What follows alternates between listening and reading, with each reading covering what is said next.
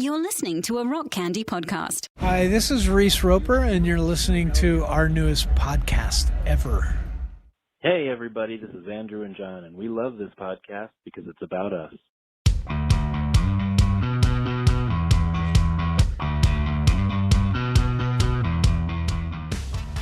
Welcome to Magnified Pod, the second season, our newest podcast ever. And some fascists tried to shake this all apart, but they didn't win. True. I'm Andrew. I'm John. And this is our podcast. John, so we were going to do our episode on the new album, the new Five Iron Frenzy record. Hey. Until this shakes apart. Mm-hmm.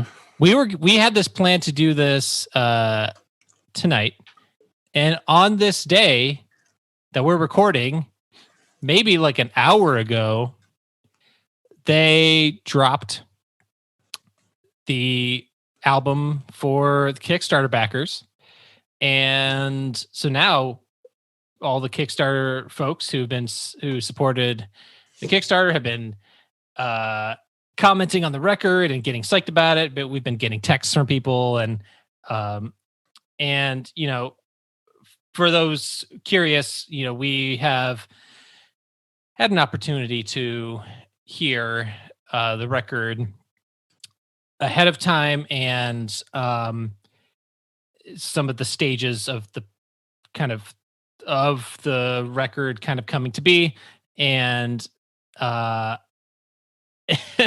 where I've been very excited to, you know, we've been kind of in and out of doing episodes, and I've been just so like excited to get back and do an episode and talk about this record, and now I'm seeing other people getting excited, and so I'm just ready to get the pod going again. We got season 3 coming up very, very soon.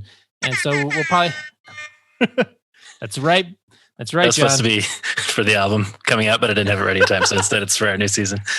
Yeah, because I just started talking and I did not stop. So I'm psyched. I think everybody else is going to be psyched. We have lots of takes to come for the record. But John, before we get to the record, the last episode we did, I think it was pre-Christmas. Yes. I think we dropped it, you know, maybe just a couple days before. A couple days before, maybe. Mm-hmm. So how are you doing? How was your holiday? What are you drinking? Let's catch up on that Johnny Potts. You know, I am doing bad, but this record coming out improves that status. Yes. You know, Christmas was good, largely without incident here at the Potter household.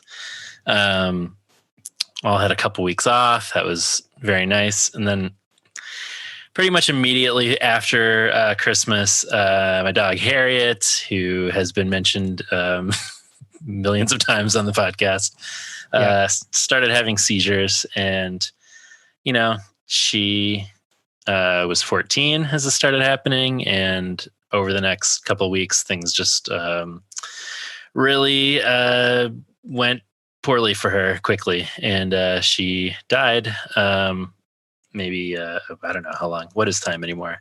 About a week ago from when we're recording this. So not the best week. This literally coincided with a nearly successful coup attempt on our country, going back to school and work. Just generally shitty, depressive state of mind for the certainly all of last week as we're recording this. This week, things have improved. It's getting a little better on all those fronts. this album came out, and I'm excited to talk about it, and I'm excited to talk to you. But yeah, not the easiest stretch for your boy here. In recent weeks. No, not to bring us down immediately, but no, I wanted to take a moment just to be real, let people know, people who've been listening to us for a long time and care about us as people and are friends with us, and people who have known us with our, when we used to record in your basement and have Harriet on the mic and posting. I'm pretty sure we have some Patreon videos with Harry for sure in them. And I have made it very clear to many people my undying love for your dog, and how much I loved her. And it's weird to love a dog so much that's not yours. Like, not if she's Harriet. No, it's true. She was a beautiful beast, and I love her so much. And I know we don't want to belabor it and get and dredge up all the feels or anything, but I just want to raise a glass to the memory of Harriet Potter, and doggy heaven. May she snort and loaf and yes, and just be free. I would expect nothing less. Thanks, man. Cheers. Cheers. What are you drinking over there? I am drinking some single malt whiskey. Ooh. It is from Journeyman Distillery. Yeah, I've been there. Three Oaks, Michigan. Shout out to our Michigan listeners. We got our boy Riker, who lives. That's right. I think Riker's in Grand Rapids though, but not too far. Close to Three Oaks. Have you ever been there? I have. Yeah, that's where I got this bottle. That place is dope, right?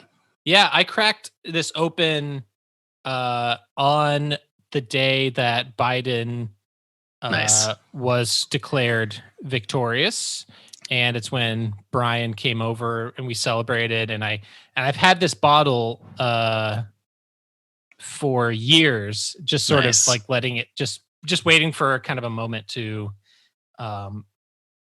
crack it open. I was like, well, what better time?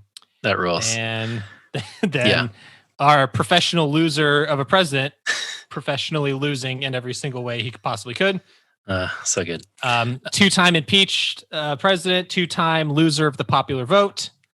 Prestigious record. Yeah. I mean, if he wants to be number one, he's number one at losing. Very true. So much winning. We're getting sick of winning. I am not drinking that. I'm drinking Lagunitas Little Something. Ooh, that is a solid beer. It's good. Nothing too exciting, but I mean, it's not. It doesn't blow your dick off or anything, but it's still as far as like a really easy drinkable. Yeah. I wanted to have a beer cracked for this discussion tonight. And one last thing to say about my dog, and then we can move on and I won't cry, is that, she was a part of the podcast, and it really was very sweet how many people that I know only from the pod reached out to say very nice things afterward, because they got to know her through MagPod Nation. So thanks everyone for your condolences and well wishes. And she's jamming on that new 5-iron in puppy heaven tonight for sure. That's right. I mean, I wanted to get your permission, but I didn't ask like that because I shared that photo on Facebook that's of you and me and Harry, like when she was like dressed up in like her Christmas sweater, and like we did like I don't even know if we ended up posting that anywhere. I think we did that Christmas. Did we post it that Christmas? A couple years ago. From like a couple of years ago. Yeah, just oh man, she was not super excited to be in the picture. No, not necessarily. She was into it inside. That's true. Oh man. Peace to her little loafy memory. Yes. But how was your holidays in your past couple weeks? Oh man. So my holidays were, it's weird because uh I it was the most normal Yeah. last year felt. So um for those who don't know, I was staying with my parents for a good chunk of the summer. I was having a really hard time emotionally during the summer, during the living by myself for the first time and then being extremely isolated. Yeah. And so there was a, maybe like, I don't know, I think it was like 3 months I was living with my parents this summer from like April to July. And uh so like have been seeing my parents uh off and on throughout the year. And you know, this Christmas, I didn't see them over Thanksgiving, just as cases continued to rise and things got a little bit scarier.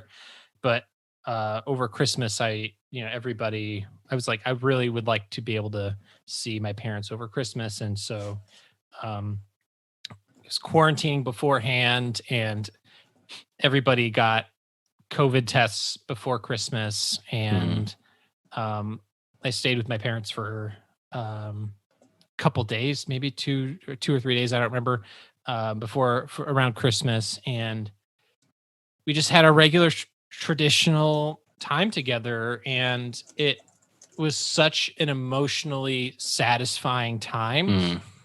And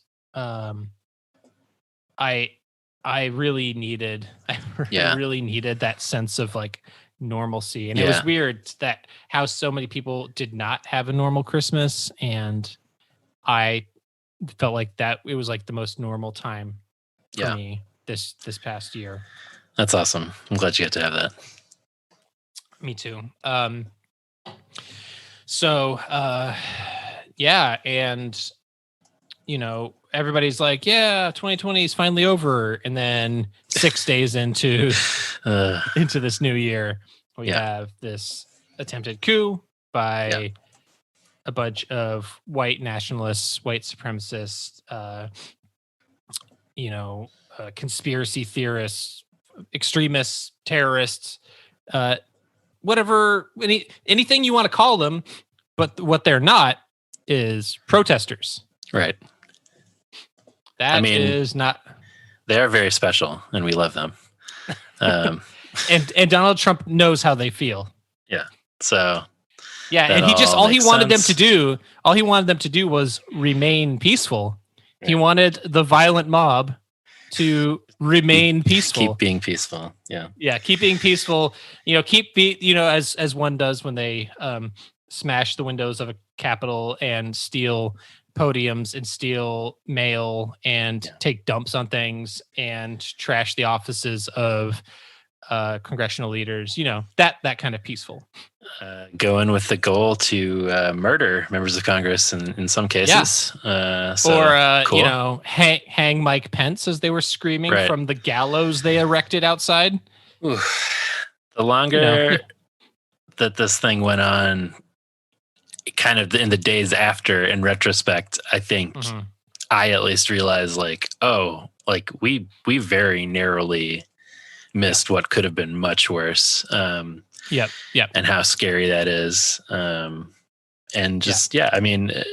Especially since there were pipe bombs. Yeah. Or IEDs and Molotov cocktails were found. But of course, all of this stuff was planted by Antifa. We all know this. Whenever it's something you don't like, it's Antifa. If it's something you do like, it's the other guys. But I think I was like, so I used to work on Capitol Hill at a certain point in my life, and seeing this happening just doesn't compute. Like, it's such a secure facility that I'm not a person who's prone to conspiracy theories, but it doesn't take long to start thinking like this had to be intentional on some level, and what a scary idea that is.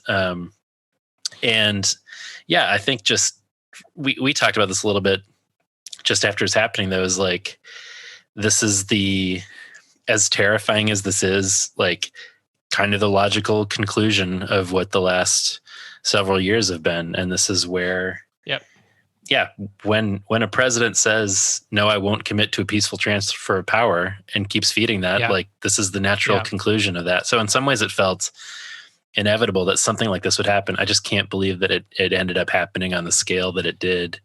It was the manifestation of Charlottesville. Yeah.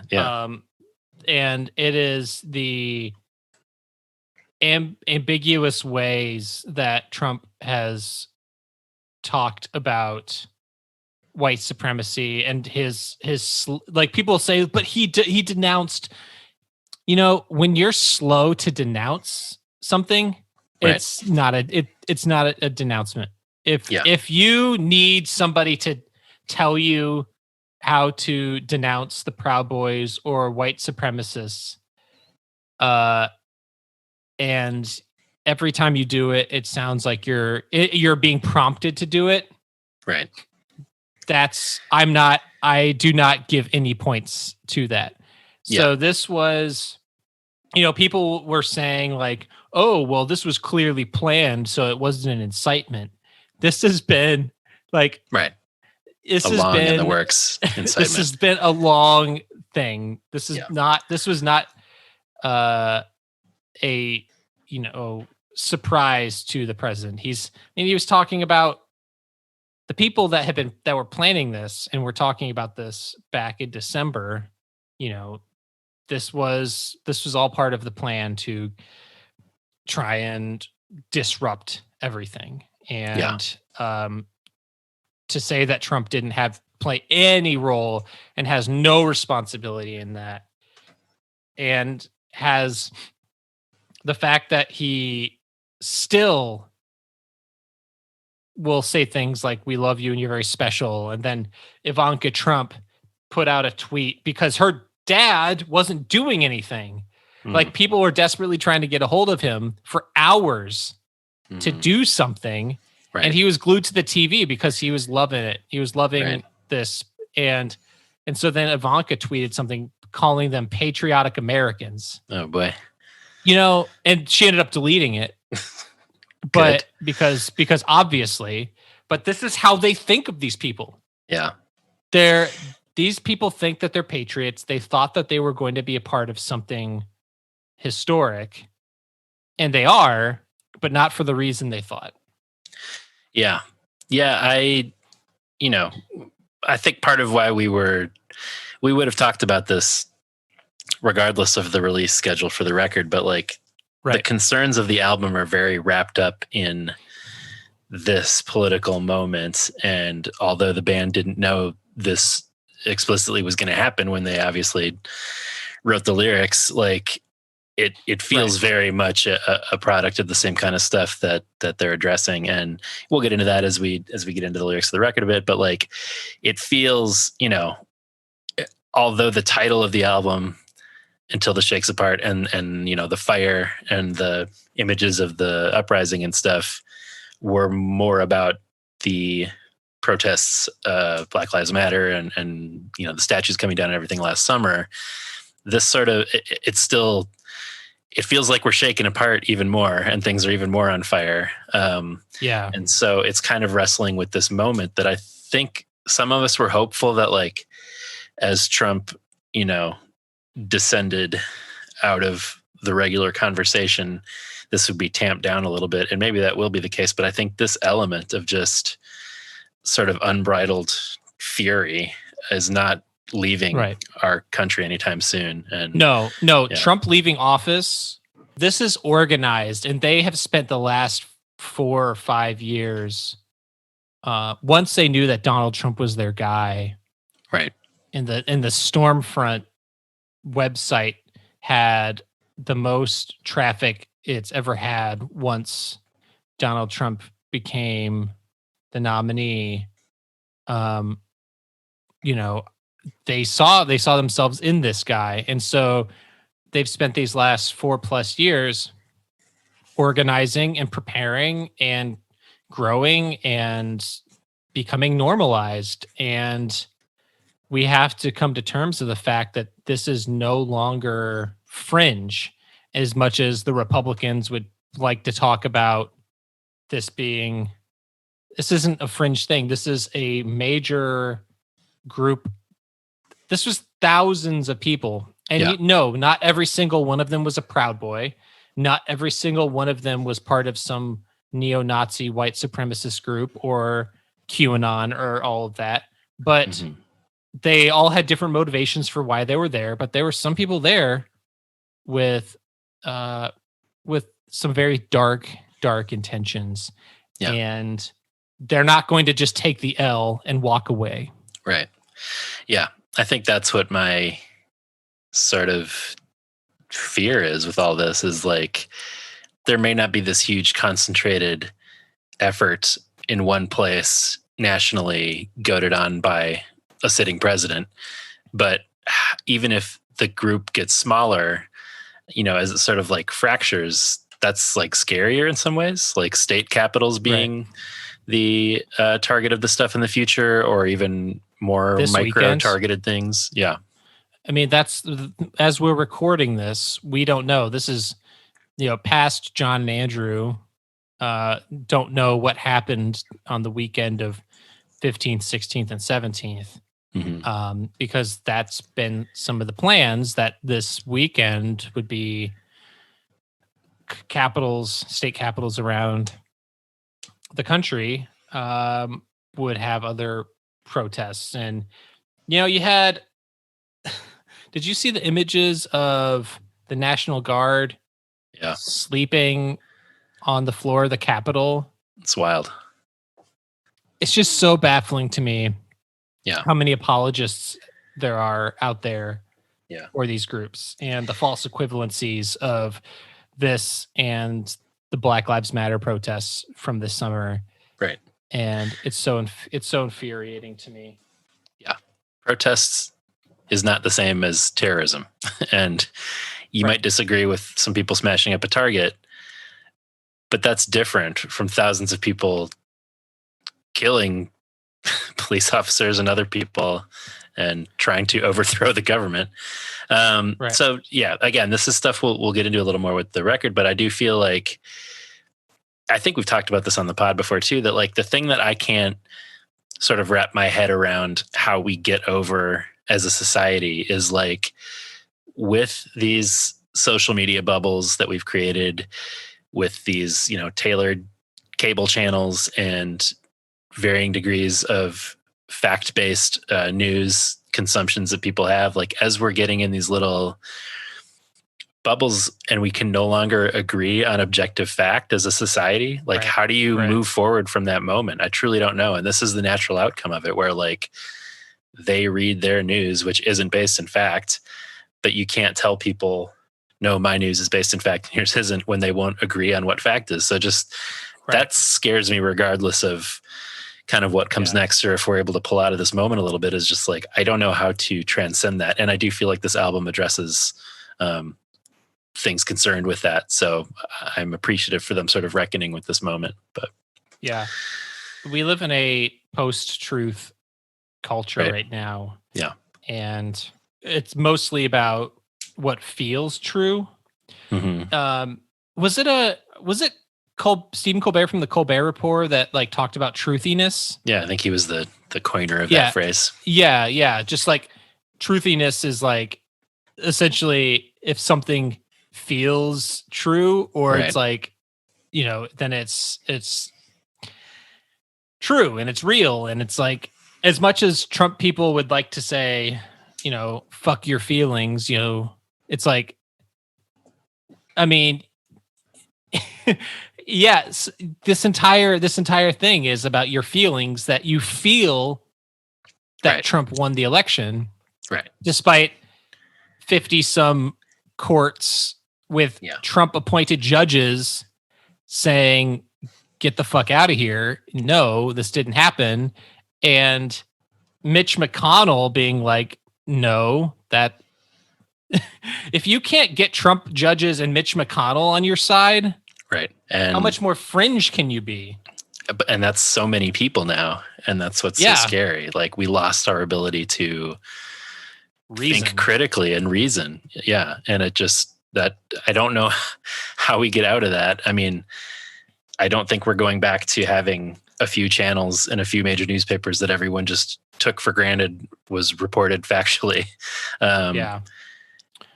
Or even having politicians who would generally put aside, certainly conspiracy theories and do the right thing. Yeah. And that's all gone. Have a spine. Right. Yeah. You have these people, just the sycophants that have replaced any sort of leadership, and you have just the most appalling people that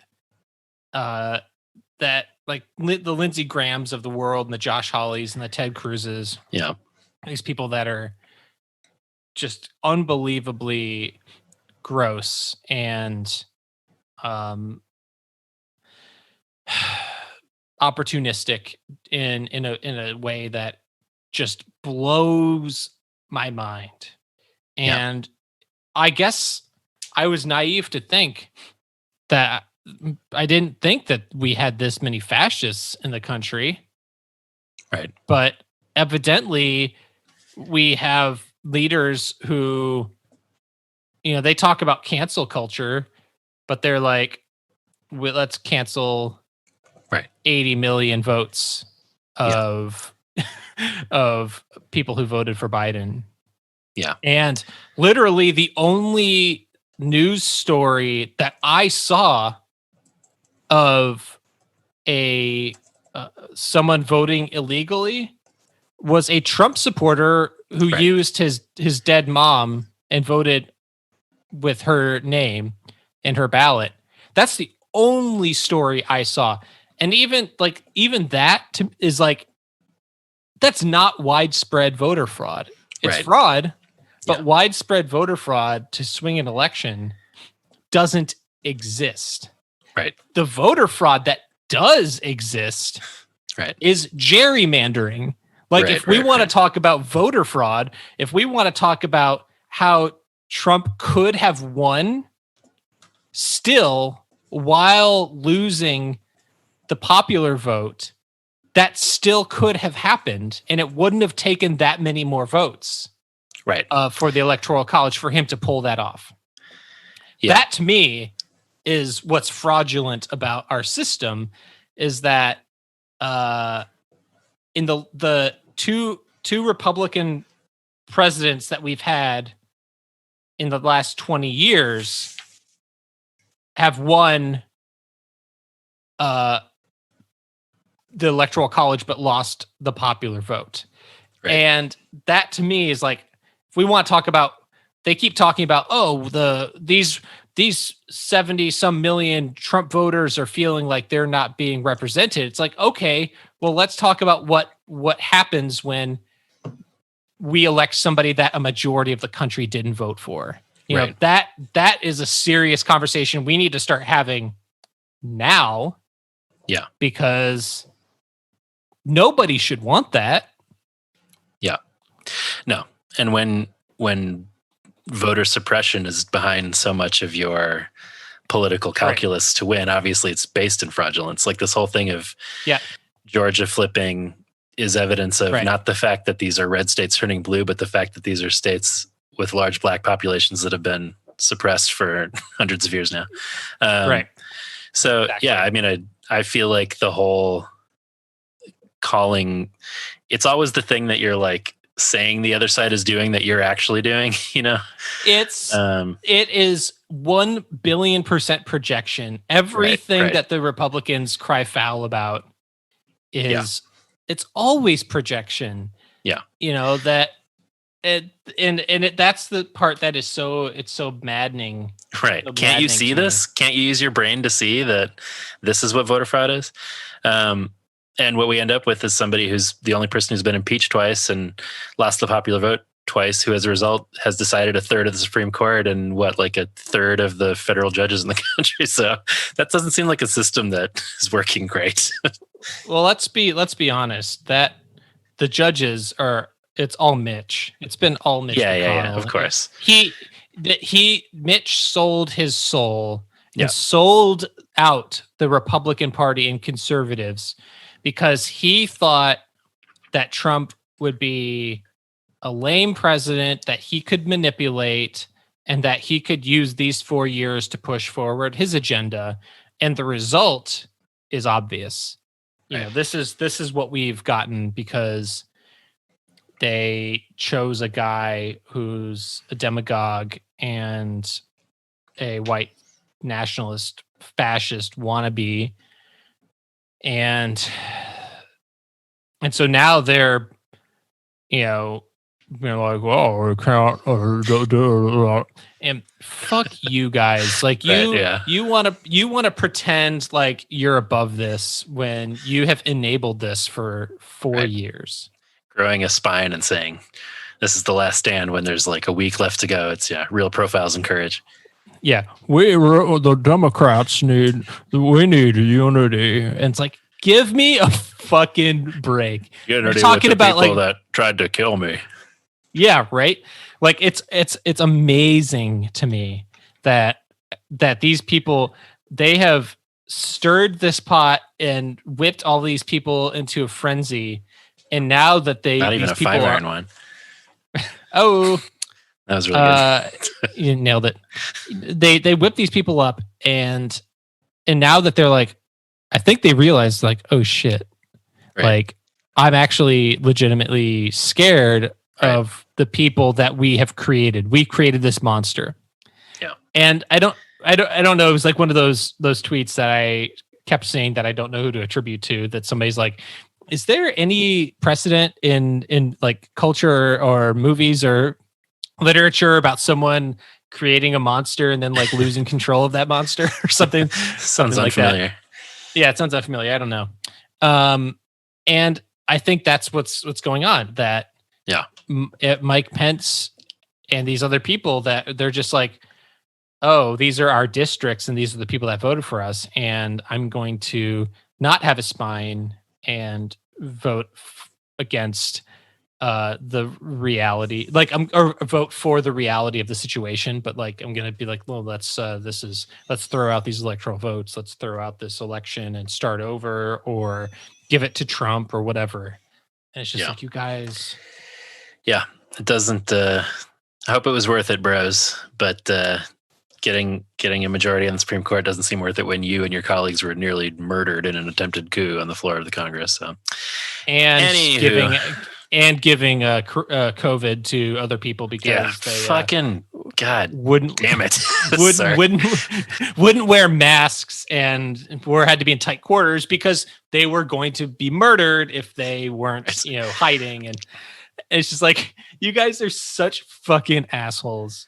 It's can't like, stop being killed in different ways by these groups of conservatives. Yeah. Right. Fiverr and Frenzy has a new album out. Do we want to? Is there anything else you want to say about this moment before we move on? I think we've summed it up, and it'll probably come up a little bit more. Yeah. As we discuss some of these songs, but this is a very political album. Yeah. It's a densely political and emotional record. Right.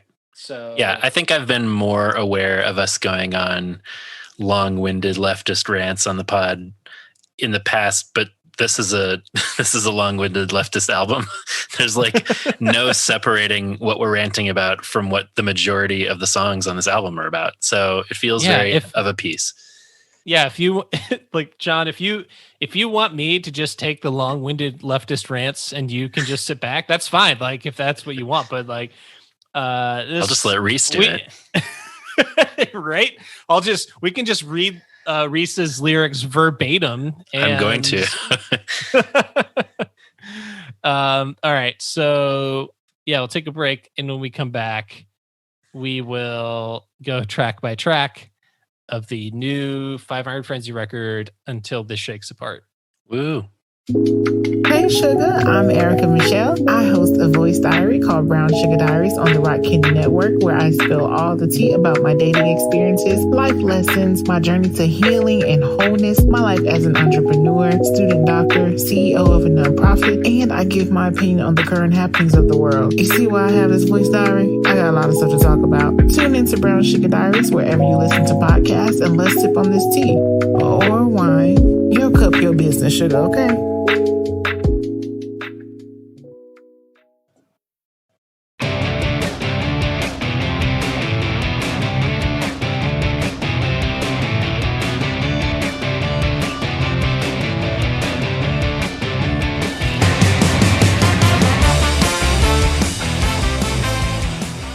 And we're back. Andrew, this is a good album. John. Correct. This is a good album. I would even say it's a great album. I have to agree with you on that. So as we kind of mentioned up top, we're let in a little early on this record, and humble brag. No, I'm not trying to be a douche about it. I'm just saying that we have heard some of the evolution of some of these tracks. Yes. And some of the early mixes. And I got to tell you guys, we got the best possible version. Yeah, it sounds so good. It sounds really, really good.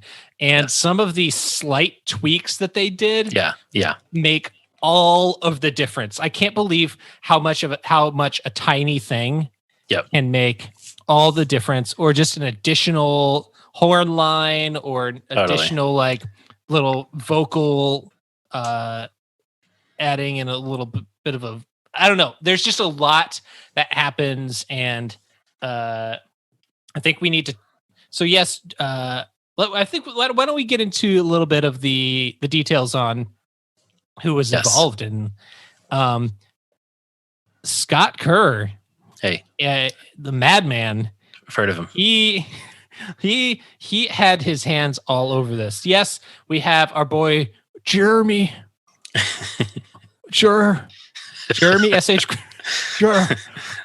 Jeremy S.H. Griffith came back to do the vocal recordings for this record.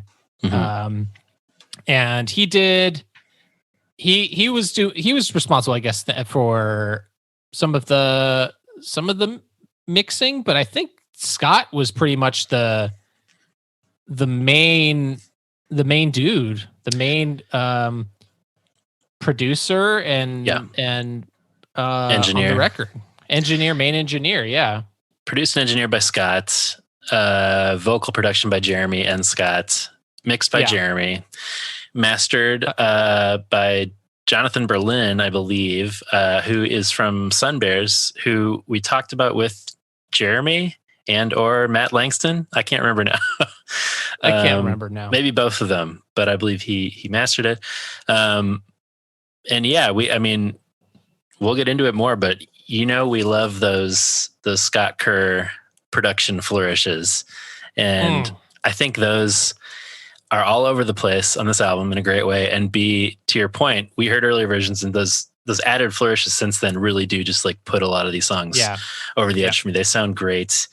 The vocals and just the general production all sound great. So hats off to all those guys. Our boy. We got to talk about our boy Jason. We got to. Shadow producer. Jason at Unoriginal Vial, along with Bruno. Did I say Unoriginal Vial? Yeah, Unoriginal Vial. I got another hour workout. How many beers have you had, bro? Just half of one. I'm an old man. But yes, coming in with some dope artwork. I hope everybody's gotten a chance to check it out. I'm sure when we see the actual vinyl product, I cannot wait to take a look at this thing. But it just looks so good. They did a great job. I like I said, the kind of, the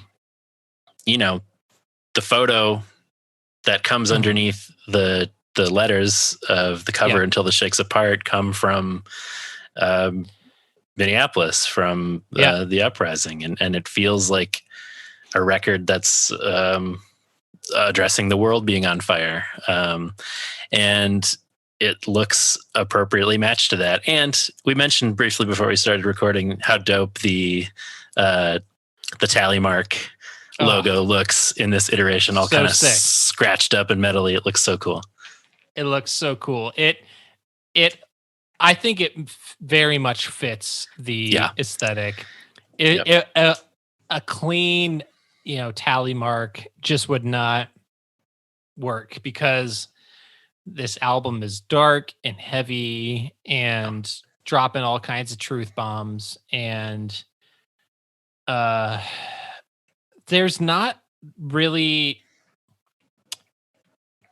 isn't really that moment of levity that one expects typically No. on a 5-iron. There's no battle dancing unicorns with glitter on this record.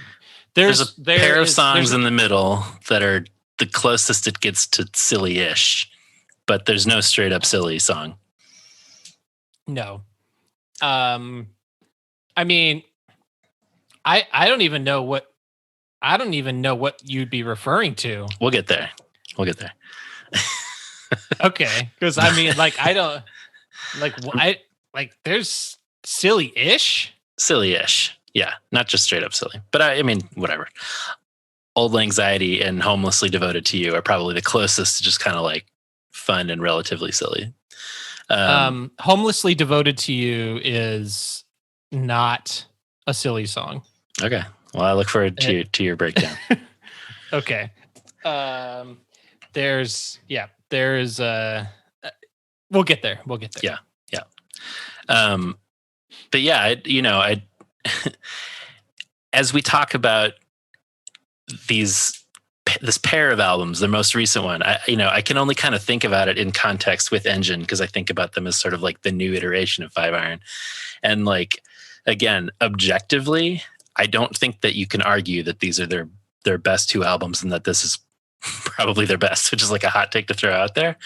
But subjectively, it's still a lot of the earlier records that I love sort of the most, and that's sort of unimpeachable, and we've talked about that.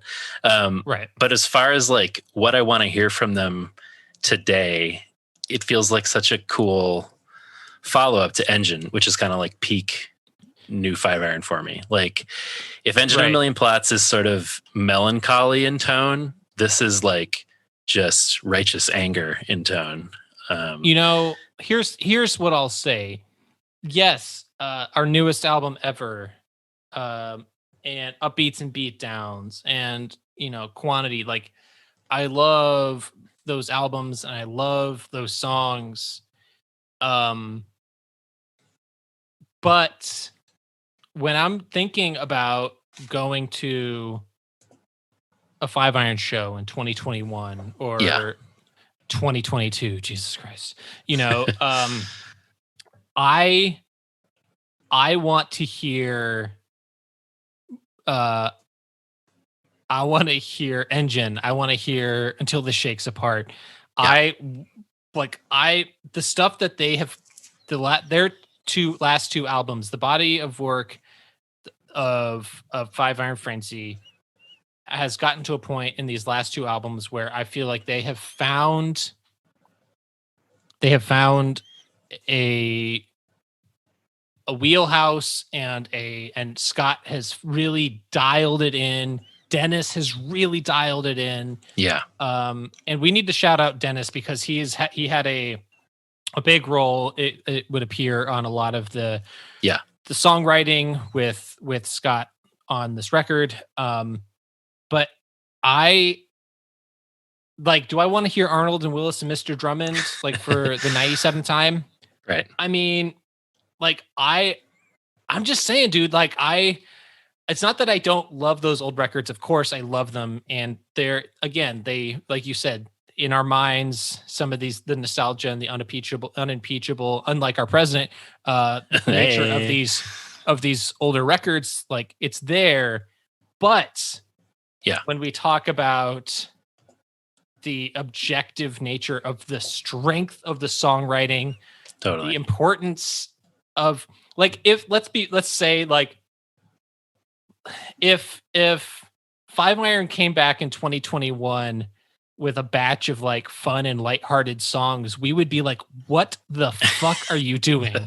Yes, correct. Like if they didn't release this record, if Reese didn't write these songs and these lyrics and in 2020 and 2021, like I would have been like, what a goddamn waste. Yeah. What a waste of a moment that they could have said something. And, you know, after this past summer and after what's been going on in the last week, and seeing like a lot of the bands that, like on the ska against racism comp and that sort of like that ska movement that's coming back. And like, I'm like, this is where ska is going. I feel like it is the unity of the ska movement and of the new tone, if you will, that sort of Bad Operation, that new band that just put out their debut record. I feel like they coined that term, new tone. It's kind of like new metal for a new generation. Exactly. Is it NU tone? Yeah, it's NU with the umlauts over the U. Yeah. Cool. No, but I just think that this is the stuff. This is where it needs to be going, and this is the album we needed from them. And I think I don't know if we're gonna have a difference of opinion on some of this. I'm curious. I mean, yes, Reese is out of fucks. We've covered that. Fresh out. In terms of lyrics, this could not be a more Andrew and John Five Iron album. Right. They served it up to us on a platter. And in terms of, you know, what we heard from them, that this was going to be a much more heavily two-tone record, which is certainly true. And in terms of living in that vibe. And Dubby, which we've said, like, we're very much here for them sort of living in that world. I think they really delivered on all those fronts. It feels like a good place for them to go next. There's not a bad song on here. I'll just say I don't like it as much as Engine. And again, we have had it for a little bit. You know, as we're recording it, it literally came out, you know, whatever, like a couple hours ago. But we have been listening for much longer than that. But like, and it's certainly true that as I spend more time with it, that could change. I do think there's a sort of driving energy and then sadness on Engine that this doesn't quite explore. It explores a different thematic terrain, and I'm totally happy with where they go here. I just don't think it's ever going to reach that for me in terms of the style that they go for here. Well, you know, I think it took you a while to get into Engine. It did. It's true. I feel like it took you years to get into. Well, I sort of listened through it and didn't give it enough of a chance, and then much later revisited it in depth and then loved it. But it certainly could be that it will take a little more time to grow on me. Having said that, like I love the sound here. As we've said, I think it sounds great. The fuzzy bass just everywhere. Synthy flourishes all over the place. And yeah, as you said, killer horn lines. I feel like the horns are just beautiful on this record. They sound warm and they sound complicated, and they're not sort of grafted onto rock songs as sometimes they're not. No, this is not a horn line that's going along with the chord progressions. Our line, yeah, exactly. Yeah, this is like a whole other thing. And Dennis does things. He does trombone things on this record that are so great. I get the impression that Dennis does a lot of the horn arrangements. Yes. And what they have done on this record is with the horns and some of the horn additions that are new. Yes. That some people are going to be hearing for the first time. Right. They're going to hear a song that's like, oh, I've heard this song. No. Yeah. No, you haven't. No, you haven't, bro. But just you have now, but I feel like the sophistication of the horn lines and the great sound of them and how they weave into songs, and when they come in, it's just, I mean, I think they're the best they've ever sounded. So that's a brief sort of musical synopsis. I would say lyrically, like, again, it's very, I mean, flame emoji all over the place, burning things down. But, you know, one thing I do want to talk about a little bit, as we said, is like a lot of these lyrics came out of the uprising and protests and statues coming down and even COVID spreading of like last summer. But with the most recent events of the insurrection at the Capitol, it hits a little different for me now. And I'm not at all comparing the protests of the summer with like the Capitol, what happened there, but storming the barricades and breaking down the doors sounds less appealing than it did prior to that. So it's just like, we'll approach that as it comes up throughout the record. It's Palisades, bro. Palisades, yes, correct. But some of that does feel different now, sort of. I think but to me, like, some of that stuff is, you know, more metaphorical. Yes, absolutely. You know, than actual literally tearing down, you know, we'll get to that song. We'll get there. So, is there anything else you want to say? The first song I ever wrote for Tiger Jack, my famed band, was called "Knock Down the Door," and it was about, you know, metaphorically knocking down the door of the Capitol building. So I certainly agree. There's a long punk tradition of sort of knocking down the establishment door. And then when I see people actually doing that, it feels like, well, wait, that's not, I didn't mean that kind. So it's it's just a tricky thing to sort of wrestle with when it comes to sort of punk ethos in general, I suppose. But yeah, I think you're right. It's a societal joining together in knocking down the door of fascism. So yeah, and just the power structures and the sort of the deaf ears and the ambivalence of our leaders to the cries of injustice, you know. Yeah. You know, hear the riots from your motorcades. You know, this is like these people in their bubbles of protection, and they're protected from all the things going on until they're not. Right. But, you know, anyway, should we start from the beginning before we get too far into? Let's go in through that outdoor.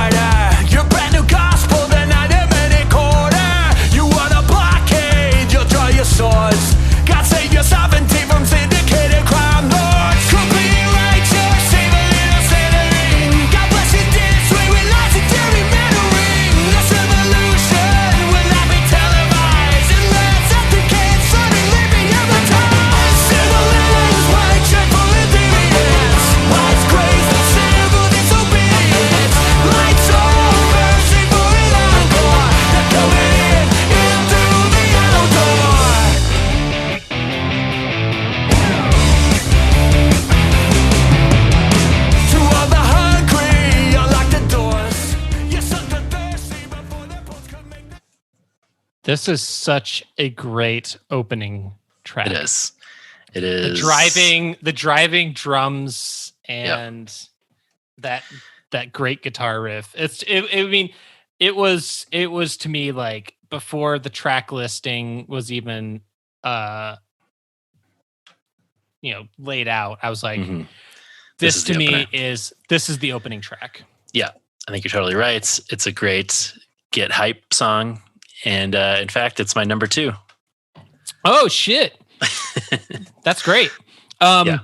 Before we get to why it's your number 2, let's talk about.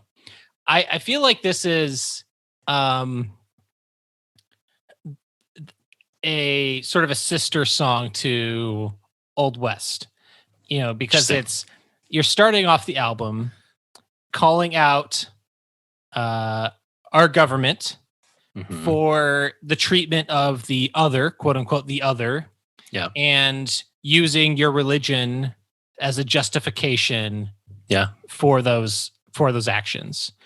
They're at the fences, they're at the border, your brand new gospel, deny them any quarter. And why is grace now civil disobedience?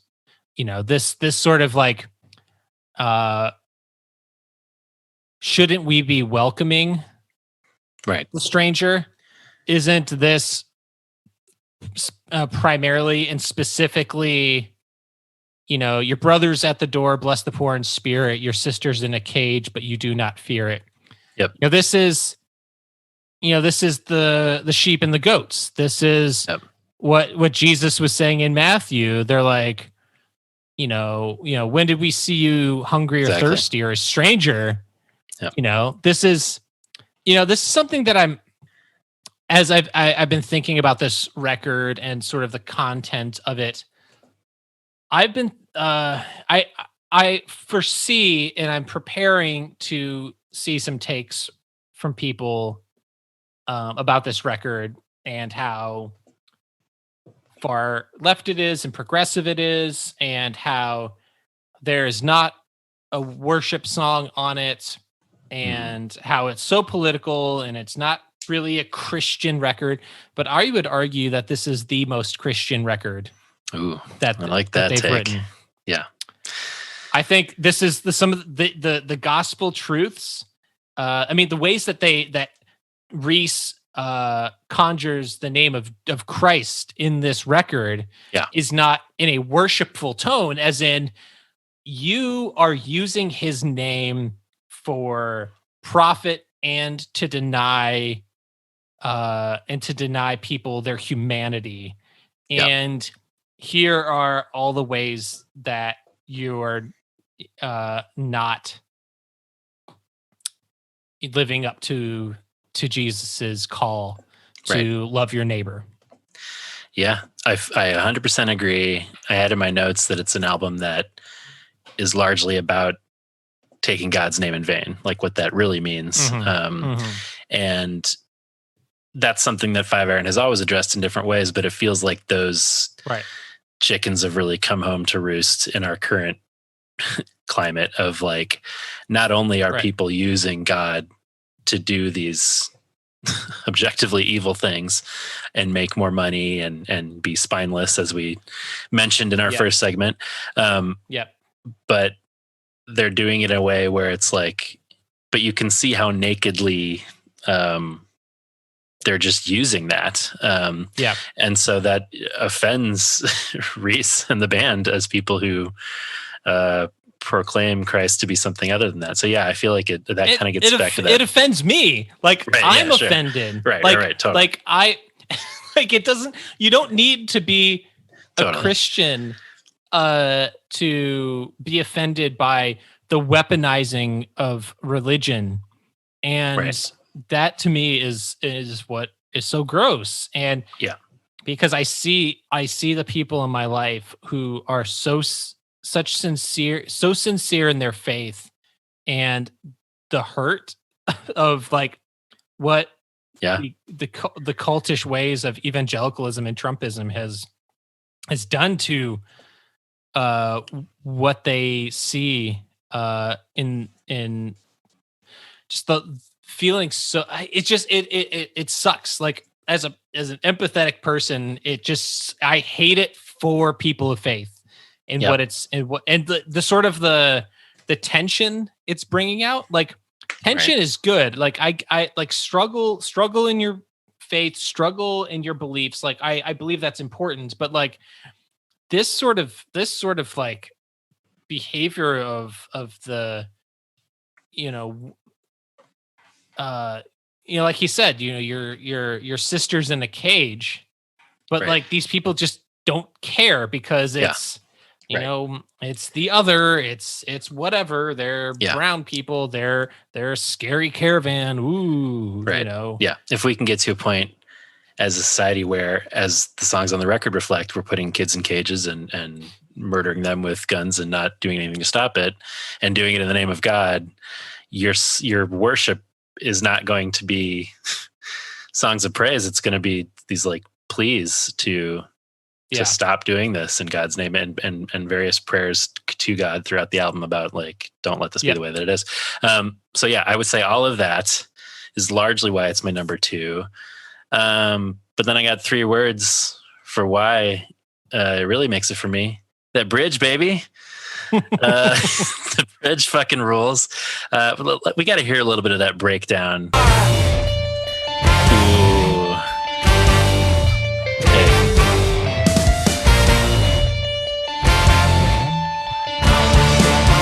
Put your fist in the air!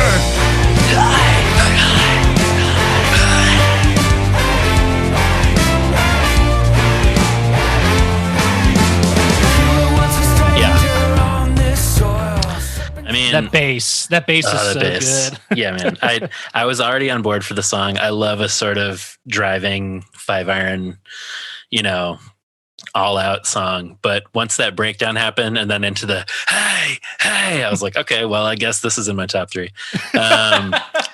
Yeah, this is. I just imagine you and me in the pit, I know, arms around each other's shoulders, fists in the air. Someday. Then open up that fucking pit. Just, man, I just can't. Yes. I just cannot wait. I cannot wait for these songs live. I just cannot wait. I'm with you. And you read some of the bridge lyrics that I love, but I also wanted to shout out this verse from the second verse where he says, "Your new God, he loves blind conformity, so pledge allegiance and wave your flags in uniformity." I mean, that's good stuff. So this is very much in the sort of punk anthem mode for them.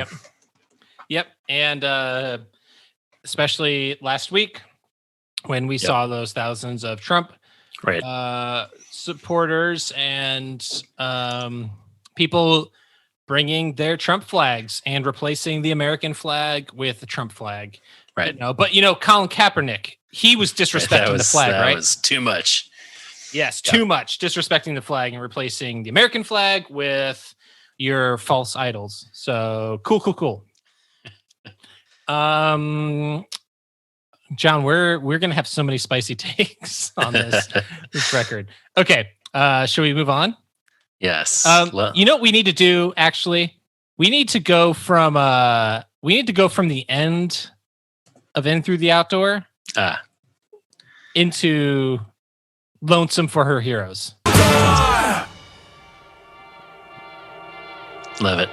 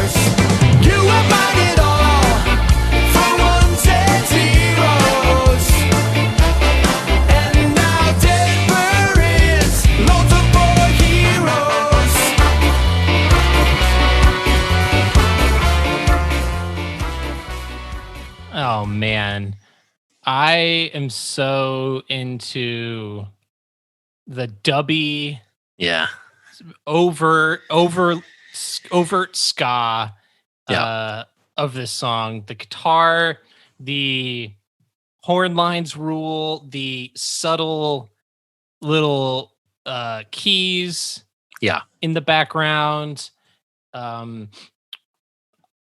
It's a very specific song. It is a reference to an Allen Ginsberg, Howl. He writes, I saw the best minds of my generation destroyed by madness, starving, hysterical, naked, who drove cross-country 72 hours to find out if I had a vision, or you had a vision, and he had a vision to find out eternity, who journeyed to Denver, who died in Denver, who came back to Denver and waited in vain, who watched over Denver, and now Denver is lonesome for her heroes. Wow, man. I was one of those annoying kids who loved the beats in high school, and I loved Howl, but I totally forgot about that whole section. That feels very powerful now that you're saying it in the context of this. Yeah. And it's a lot of it is about the gentrification and the greed and the wealth disparity, and sort of selling out the people of Denver. It would seem. Yeah. No, I think you're right. Go ahead. No, go ahead.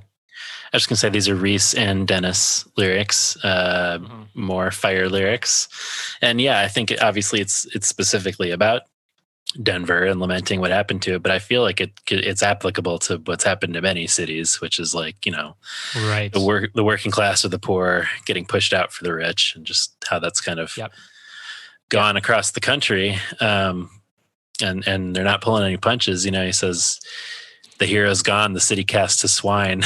So that's how he feels about what's going on with Denver these days. A playground for the 1%. So put the middle class on welfare. Yeah. But this is a song where I want to call out the bridge, because this is some bomb ass Dennis shit right here. Yeah, man. No time for heroes.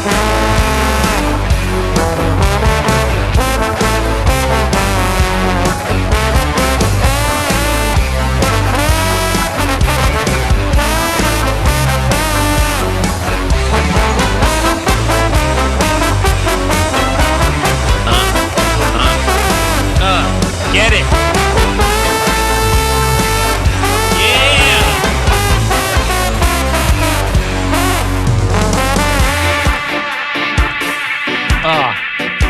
Yeah, man.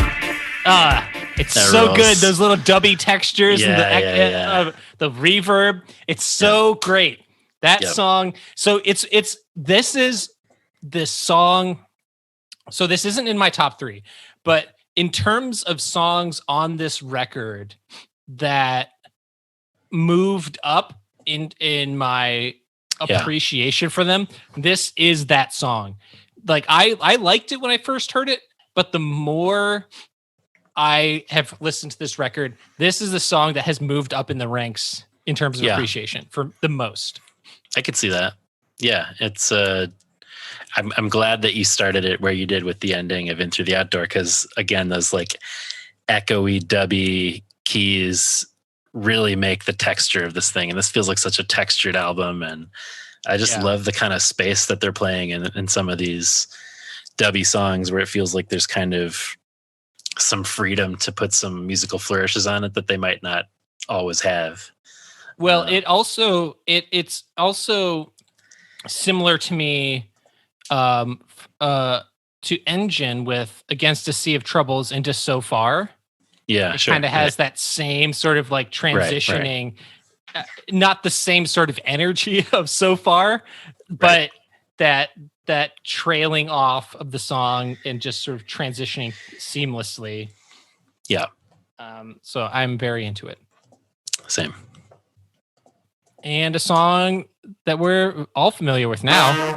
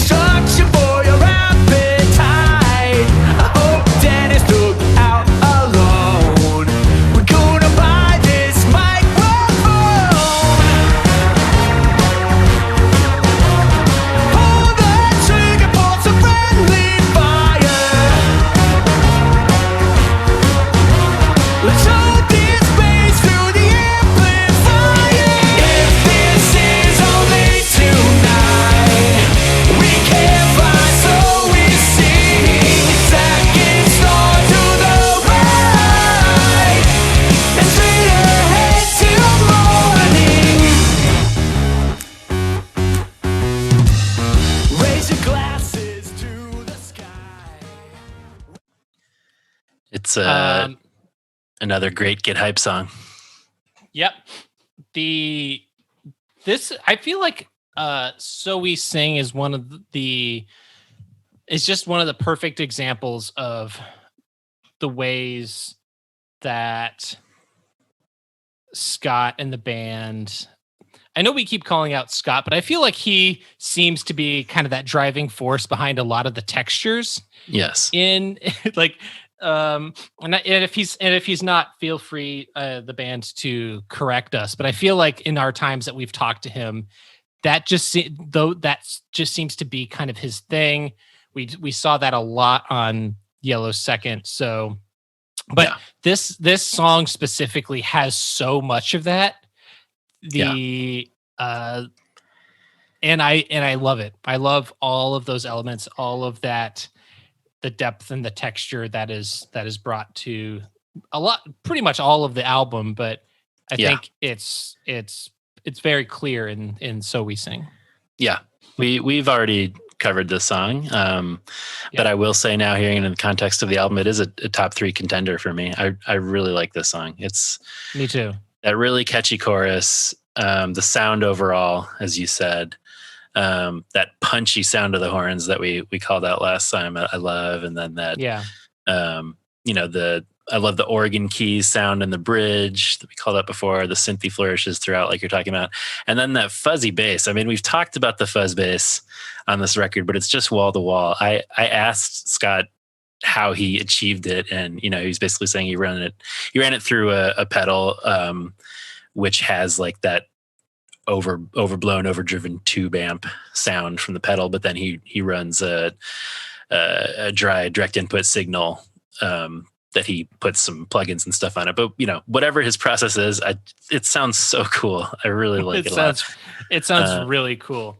It's great. You're not getting a standard low end on the bass sounds. And what I love about Scott is his musicality and the proficiency of the instruments that he has, like, because he does, like, he started out writing a lot of the music for Five Iron. So, and he was a guitar player, and then he transitioned to bass, and then he's doing all the keys on this record too. So, I mean, it's just, I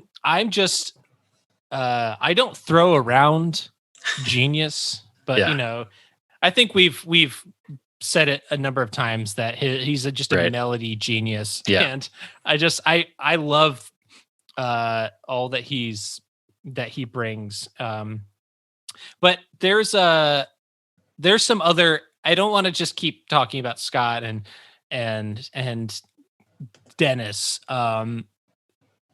But because, I mean, when you talk about like a lot of the songwriting, that they're a chunk of it, but there are a handful of songs that are pretty much attributed to the whole band.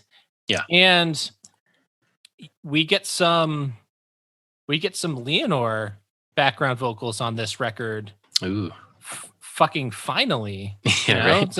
It's about time. Get to hear our girl on this record. We want Leonore vocals. I just heard the street just chanting. They wanted Leonore vocals. But the people demand it. Leonore vocals. Yep. Give them to us. Yep.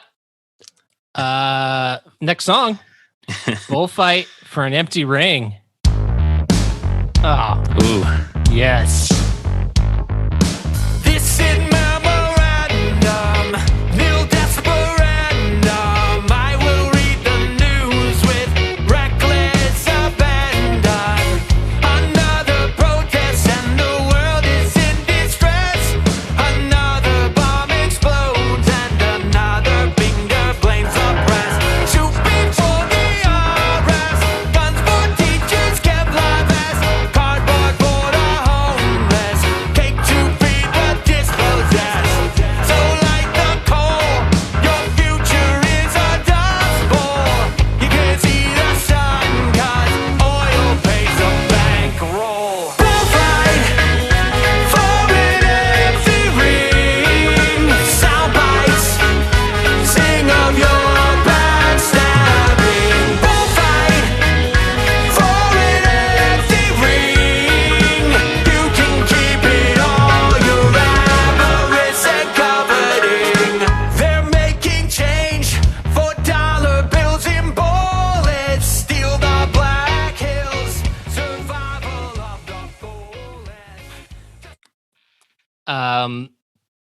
This song rules, and it is my number 3. Hey, cool. Yeah, I like this one a lot. It is a banger end to end. The ska guitars, the bass fucking rules. Yeah, it's great. The piano, Yeah. The drums in the chorus are the shoo-doo-doo-doo. Like I don't know that Andy does some. It's probably like a not. I don't know. There's just something about the drums in the. I'm gonna just back it up for a second. You can keep it all, your avarice and coveting. Yeah. I don't know. I just like that little fill there he does. Yeah. But, sounds great throughout the record. Goes without saying. It goes without saying, but we should say it unequivocally. Yes. The drums not only are excellent because it's fucking Andy, but they just sound great. Sound great. Yep. You gotta make our dude sound good. That's right. But what I love about this is just another one of those songs about love of money and unchecked greed and so light the coal, your future's a dust bowl. You can't see the sun because oil pays the bankroll. Just calling out our future is fucked because at least some people are getting rich off ruining our environment. Yeah. Calling out gun makers and politicians as being those who cast the dice for Jesus' clothes. I mean, again, that to me is that's in top 5 lyrics on the album. Pretty for great, me. Man. Wolves in the assembly casting votes for Jesus' clothes. Oh, yeah, that's pretty good. Oh, so good. And it is, it is damning. And he's not pulling punches. Nope. Kevin has joined the podcast. So let me. Hello, Kevin. Let me just pet your pet extra hard, everyone. Yeah. I'm not trying to be ungrateful, John.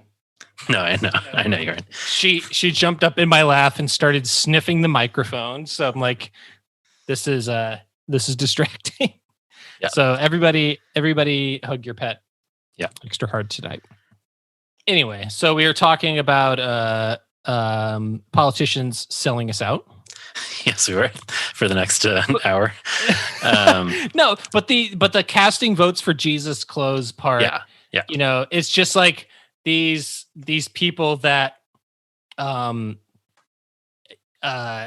claim him and then execute him and then just go through every last thing to just of his belongings to just see what they can what they can take. That's how I feel about a lot of the politicians, how they use Jesus and they don't mean a goddamn thing.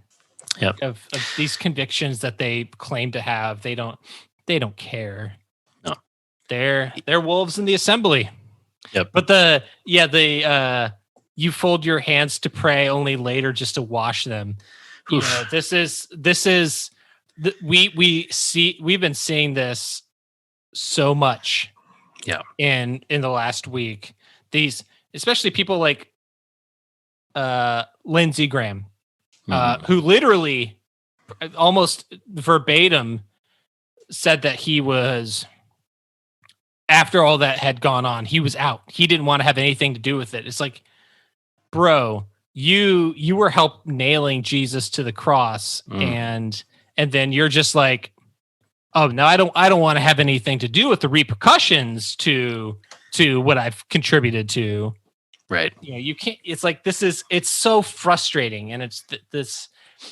I think these kinds of people need to be called out.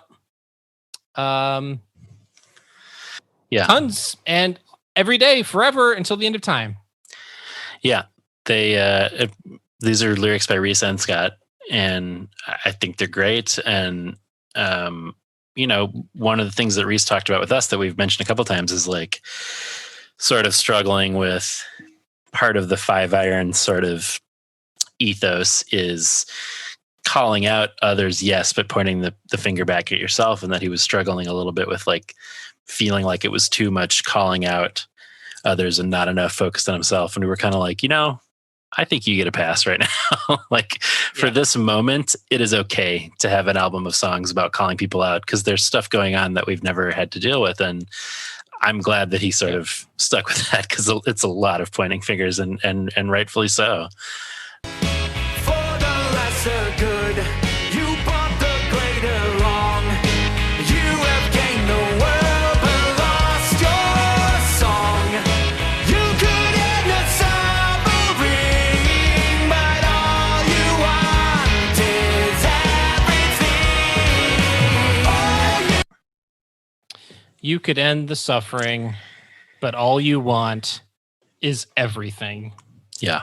You know, and when you look at, you know, we have a new richest man, to think that Jeff Bezos is no longer the richest man and that Elon Musk has surpassed him.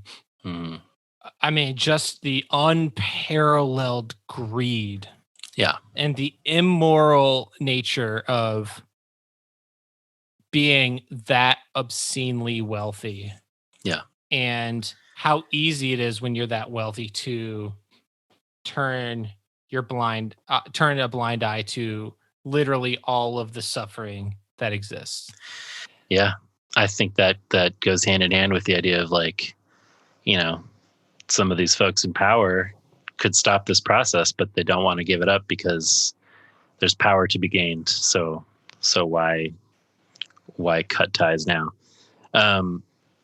Apart from the lyrics, as you said, I love the sound of the song. I think it's a cool vibe. And there's one of several moments on the record that actually remind me of Rage Against the Machine, which is the little guitar solo that comes before the final chorus. It's just kind of this like, yeah.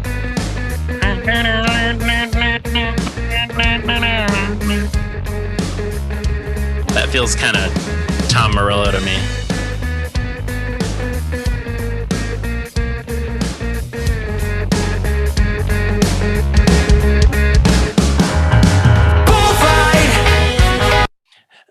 That piano, that deep piano, yeah, it's so cool. So great. It's so great. It's great. It's not in your face. No.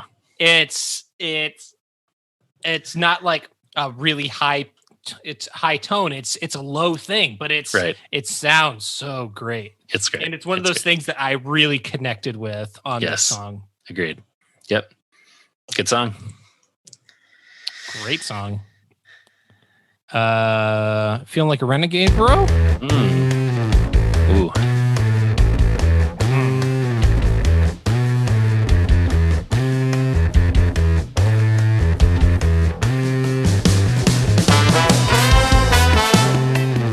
Love it.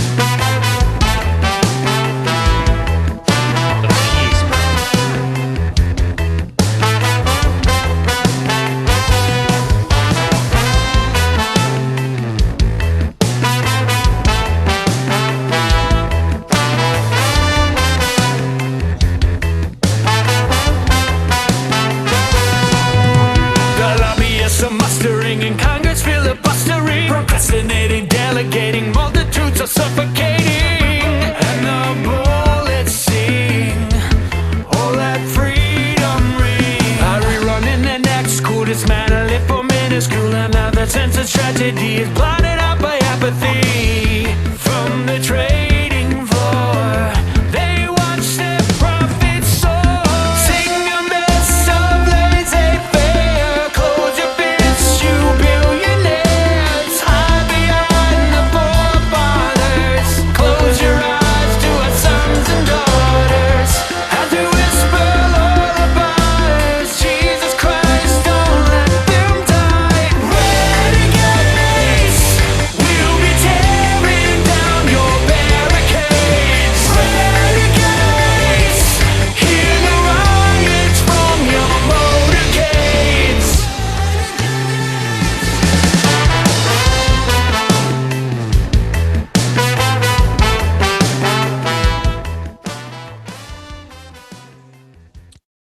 This is my number 2.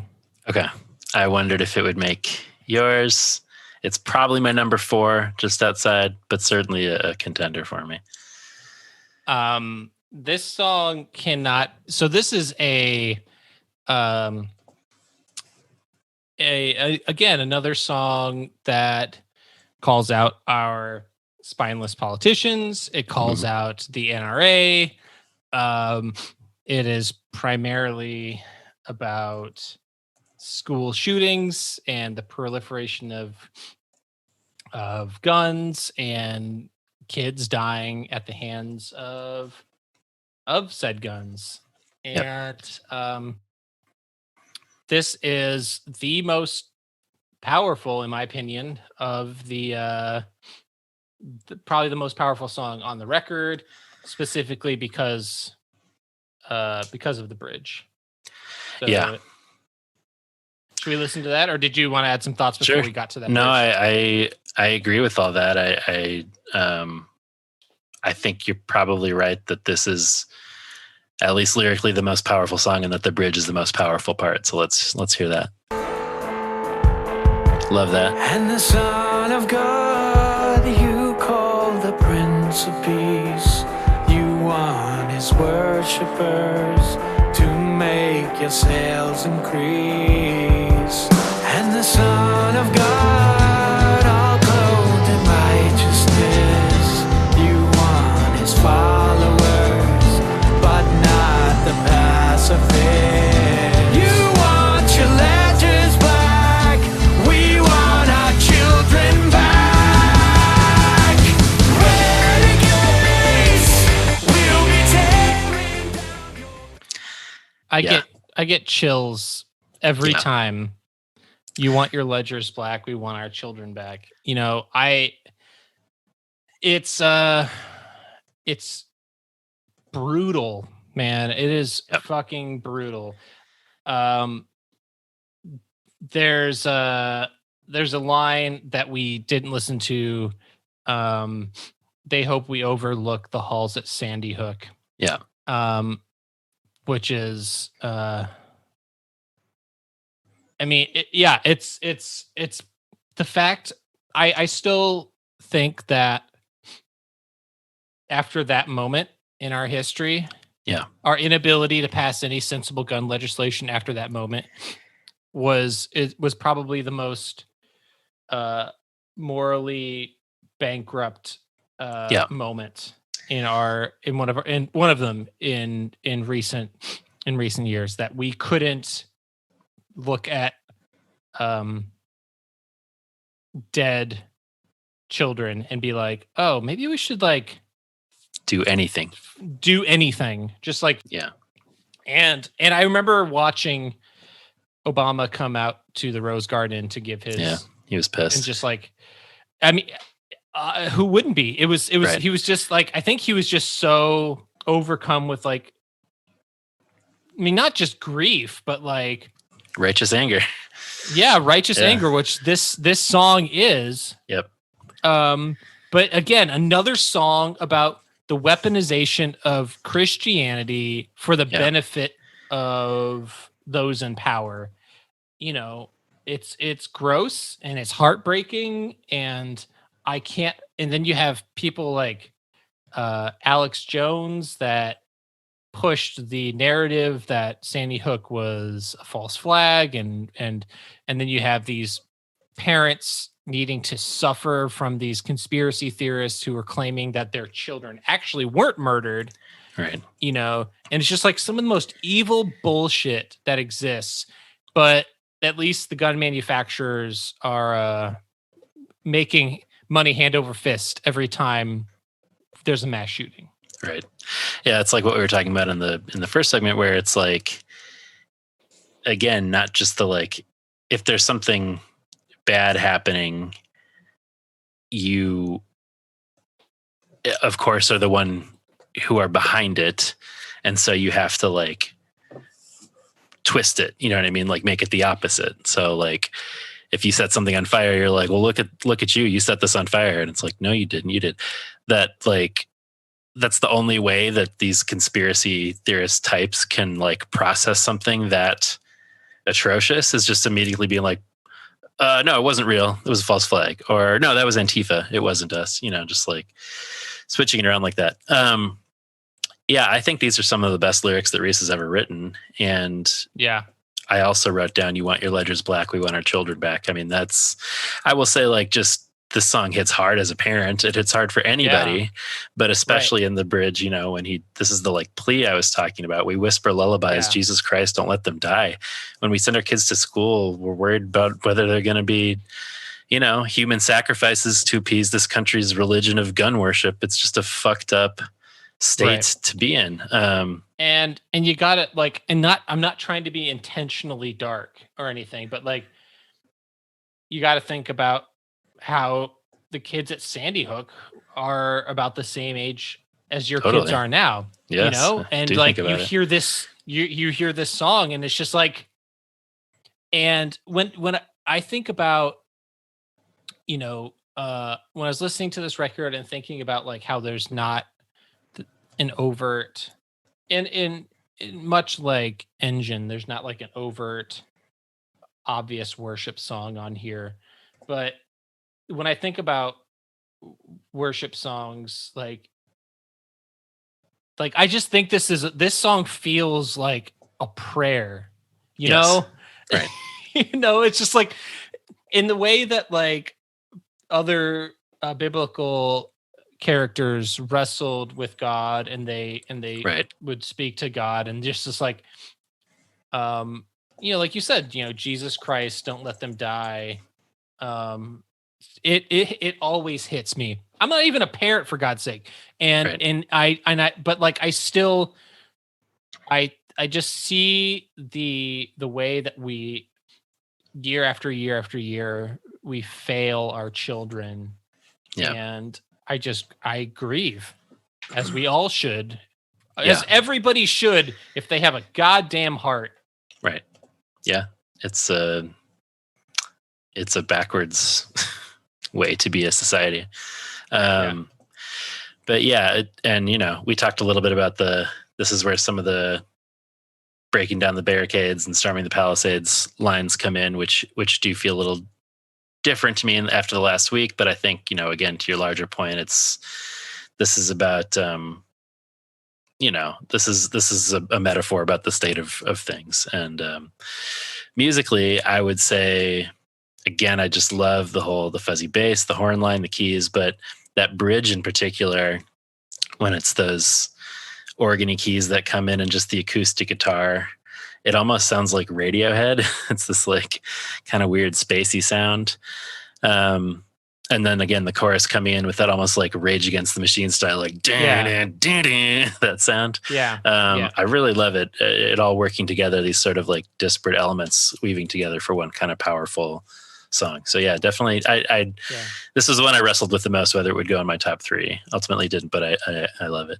And another song that, it seems all the more fitting after last week. Yeah. Tyrannus. Is that how you would pronounce it? Yes. Okay. Ooh. So cavalier in simpleness, you tried to rewrite history. Baptized schools and monuments to soldiers without victory. Never mind whose hands plowed your ground. While you long for yesterday, stars and bars for empty pride, still flying the same flag as a KKK. Tyrants all crowned beneath white lines, murderers memorialized.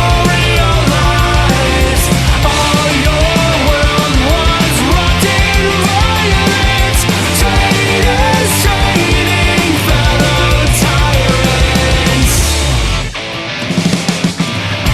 Water cannon stoke the fires. Pretty punk. There are some lines that we need to get to before we move on, but I wanted to hear some of your thoughts. No, I literally wrote out the entire second verse to read, just because. I mean, yeah, more fire bars, more flame emojis. I remember Reese talking about seeing the Confederate flag around Virginia a lot, and I'm assuming that this is partly coming from that and from, you know, the statues coming down and all that. But like, yeah, I don't know. That great propulsive chorus, really kind of like soaring. I love that. For some reason, there's something about sort of not his delivery and not the lyrics, but sort of the vocal part in the verses doesn't get me quite as hyped as the chorus, maybe because it's a little slower or something. But by the time it gets to the chorus, I'm really the in. lead up to the chorus is my favorite. Yeah. The stars and bars for empty pride still flying, the same flag as the KKK. Yeah. And did you want to read that second verse? I do. Yeah. Read every single word, because it is every single fire emoji. Yeah. I realize that we're reading a lot of Reese lyrics, but like we can't not do it with this album. It's just that's what we're doing here, John. Yeah, that is what this episode is.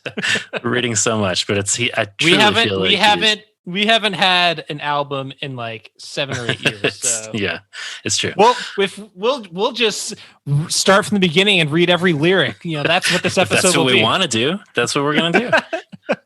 Don't make us turn this podcast around and read every lyric from the beginning.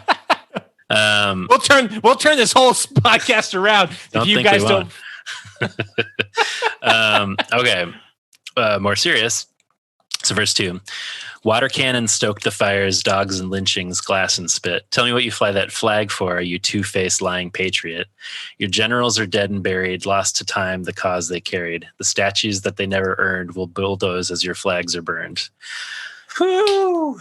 I got chills. I mean, yeah, it's just... The statues that they never earned will bulldoze as their flags are burned. I love that so much, because let's talk about for a second why those statues were erected to begin with. They weren't erected after the Civil War. Right. They were erected in the Jim Crow South as a means of intimidation, right, and reminders of white supremacy, and to try and keep black people in line.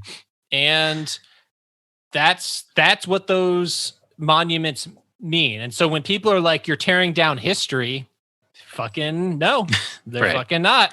They're tearing down monuments of racism is what they're doing. Not a lot of other memorializations to losers of U.S. conflicts across the country. So yeah. And I think it's also worth noting the insurrectionists bringing Confederate flags, the Confederate battle flag, into the halls of Congress. And there's a photo that I think will likely and should be included in all history books for this moment, as a moment of great shame. And Reese had actually posted a story from The Atlantic called "The Whole Story in a Single Photo," that shows this insurrectionist carrying the battle flag, and behind him is a painting of Charles Sumner, the abolitionist, and also John C. Calhoun, who was a proponent of slavery. So it couldn't be more poignant. And it's devastating. And for people who say that these statues and flags are about Southern pride, Which is exactly why Reese is like, it's the same flag as the goddamn KKK, and Stephen Colbert had this great joke. He said, he's like, you always see these flags showing up at the worst places. It's like, you never see someone bringing a Confederate flag to free yoga in the park. Right. Like it's always to like, these white supremacist meetings and these white supremacist rallies. Like, this is for these people. This is not about pride. This is about what the flag stands for. Yeah. And the sooner people stop being apologists for symbols of white supremacy, the better. And we'll bulldoze them and burn their flags. So because, as they used to say, the fucking Squad 5-0 song, our state flag, separate is not equal. Our state flag sucks. Hey, there you go. So, John, I think what we're trying to say is, as anti-flag, as eloquently said many, many times, fuck the flag and fuck you. Exactly. Well put. Poets and philosophers of our time. The modern day Howl, I've always said. That's what you've always said. You've always said just insane is the modern day Ginsberg. Ginsberg. Yeah. Totes. Old anxiety. Old anxiety. Yeah. Sorry. Old anxiety.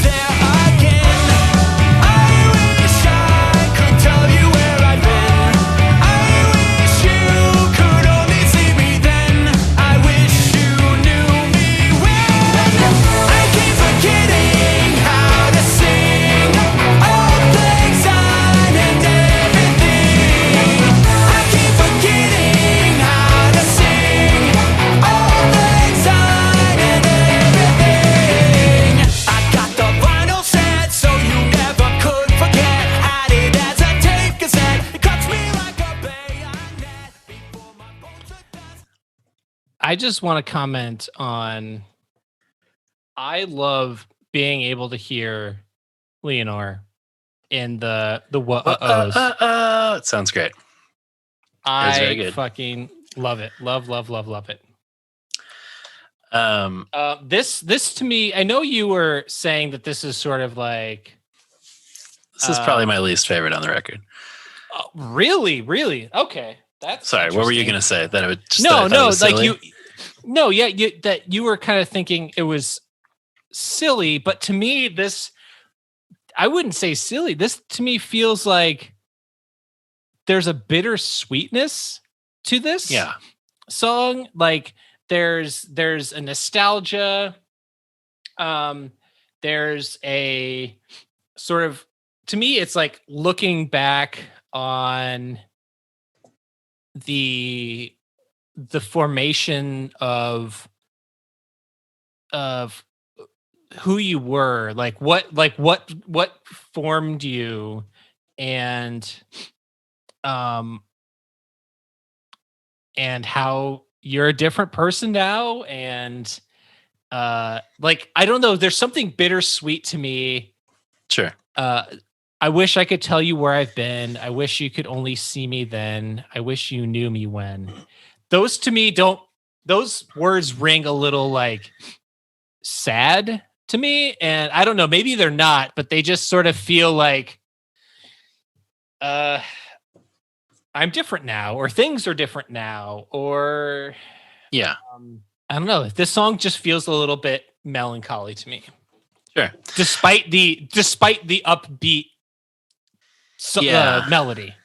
I could see that. I think, and it starts out with Rancid references and Queen and ends in Weezer references, so I can't argue with any of that. Right. But I don't know. It's something about it feels so like bouncy and it's just kind of jarring. And I like it. Again, no bad songs on this album.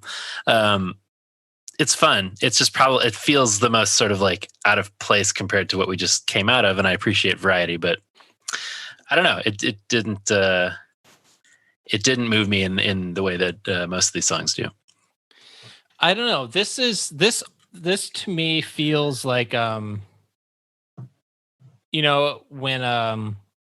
when people were like, "Oh, is this a Five Iron song saying that they're breaking up? Is this what are they saying that they're like breaking up song?"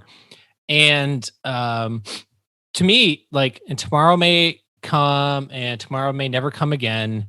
As we retreat from the sun, the workers are going home. Whatever, amen. To me, that almost feels like look, I came from this is who I used to be.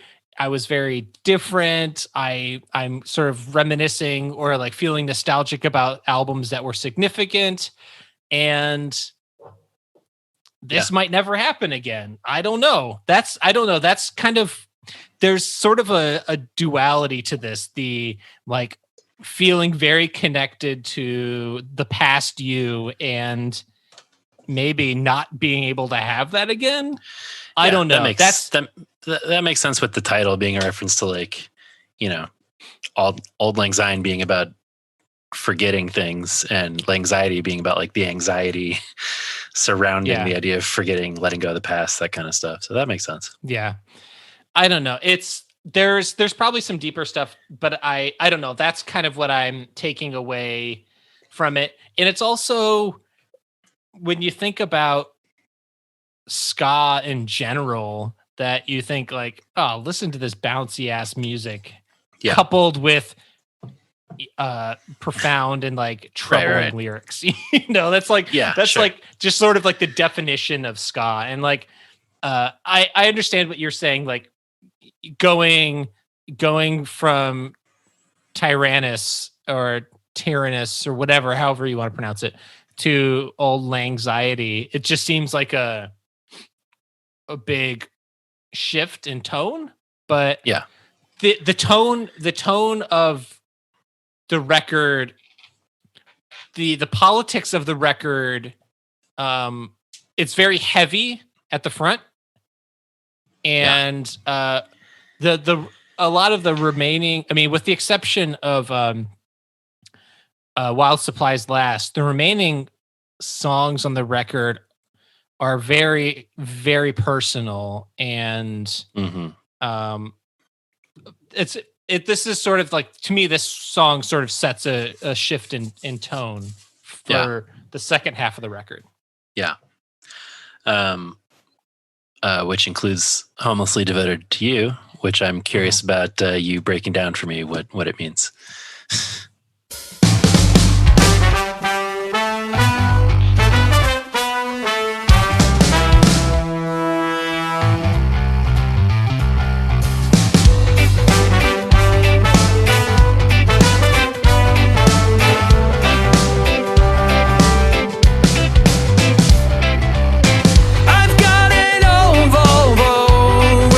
Brake light out, back up the back end, we'll make like the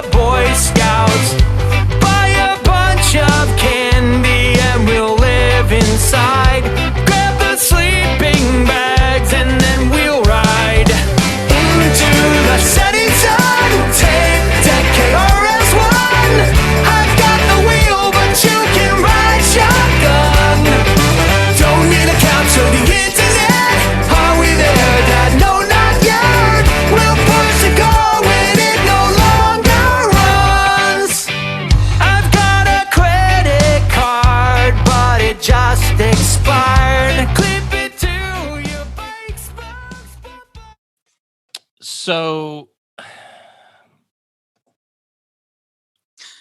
this is it feels kind of silly to me, but okay. Well, I think when you couple this with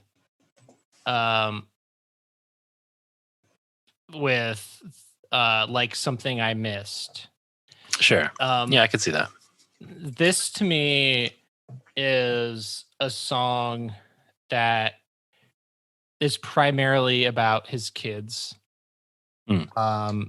And that regardless of where he is or where he ends up, that he will always be a prominent figure and person in their life. This to me feels like a Blue Comb sort of song. Sure. That life is hard, shit is hard, and I'll bleed out just to know you. I'd be homeless just to show you. But I this to me just sounds like a guy who's like, I love my kids, and he's gonna, even if he's living in his car, he's gonna do all these amazing things with them just out of the back of his car. Yeah, that all sounds very plausible. Makes a lot of sense. For some reason, I was reading it as kind of like a love song, like the you being a significant other. But you're right. I mean, the "Are we there, Dad?" certainly adds to your take on it. Clip it. Clip it to your bike spokes. Pump up the tires. Use our flashlights for lightsaber fights. Yeah. No, that all makes sense. Well, I'm a dick, Andrew. Okay, are you happy now? No, no, I don't. No, there are some personal songs on this record that I imagine. I've already seen one comment on social media where people are like, "Reese, you okay?" Interesting. Like, because there are two very deeply personal songs on this record, and I'm curious how, it's like it says something that Reese would put these on the album for without sure. any. I deeply love the other one you're referencing, which we'll get to later. But I don't know. I think you're right. I think the bounciness belies a sadness that I wasn't necessarily reading into these songs. To me, it just felt like another kind of, I don't know, because the sound is so kind of like bouncy in these couple songs, it feels sort of out of step with the others to me. So they're not my favorite, but I think you're right that there is that kind of melancholy underneath the happier ska sound that most of the record doesn't have. So that is interesting. I do want to call out one thing I really love, which is of course the bridge, because I love bridges. But that kind of like '90s alternative sound that comes in at about 140. The guitar tone specifically. Yes, exactly. Let's hear that. I don't know. It's hard to other than like maybe Weezer or with like without getting canceled, talking about like Harvey Danger, because that guy's canceled. I didn't know that. Well, that's that's Bean Dad. Are you familiar with Bean Dad? Oh, that's the Harvey Danger guy? Yeah, Harvey Danger. Are you sure? That's fascinating. Yes. Okay. Yes, he's a what's his name? John Roderick. Yeah. I forgot he had anything to do with that band. All right. Anyway. I don't know. I don't know if he's I don't remember what let's see. He was a touring member. His main thing was the Yeah, Long Winters. That was kind of the band that he was known for, but that's interesting.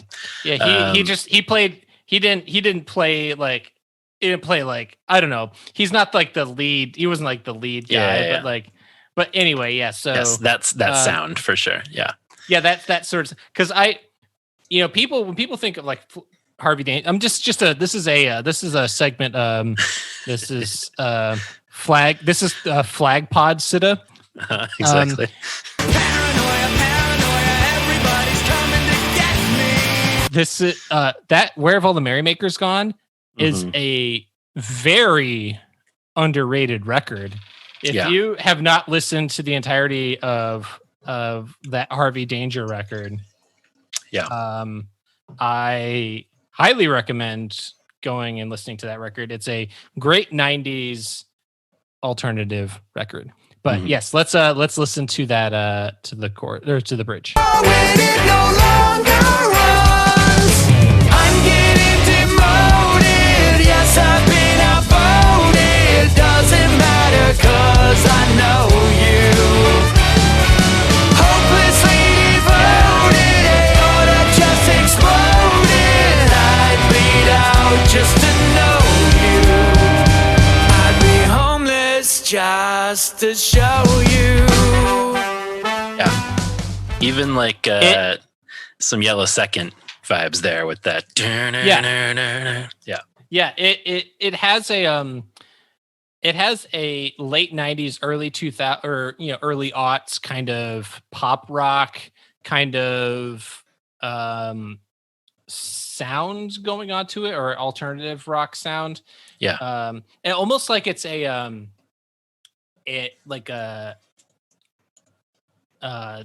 drop tuning sort of situation. Like it's they did like an open D tuning, or like they tuned it down like half a step or something. Right. Like Weezer did that for a lot of their songs. They tuned their guitars down like a half step or something like that. Yeah. Just to give it a deeper tone. But I'm very into it. Yes. But the drums too, going from that heaviness to the back to the ska guitar and the right.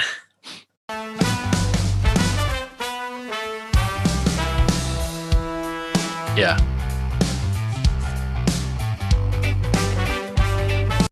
Yeah, that fun. rules. Yeah, it's good. Yeah. And John, a Dennis song. I'm ready, baby. This song fucking rules. It rules. Rules so hard.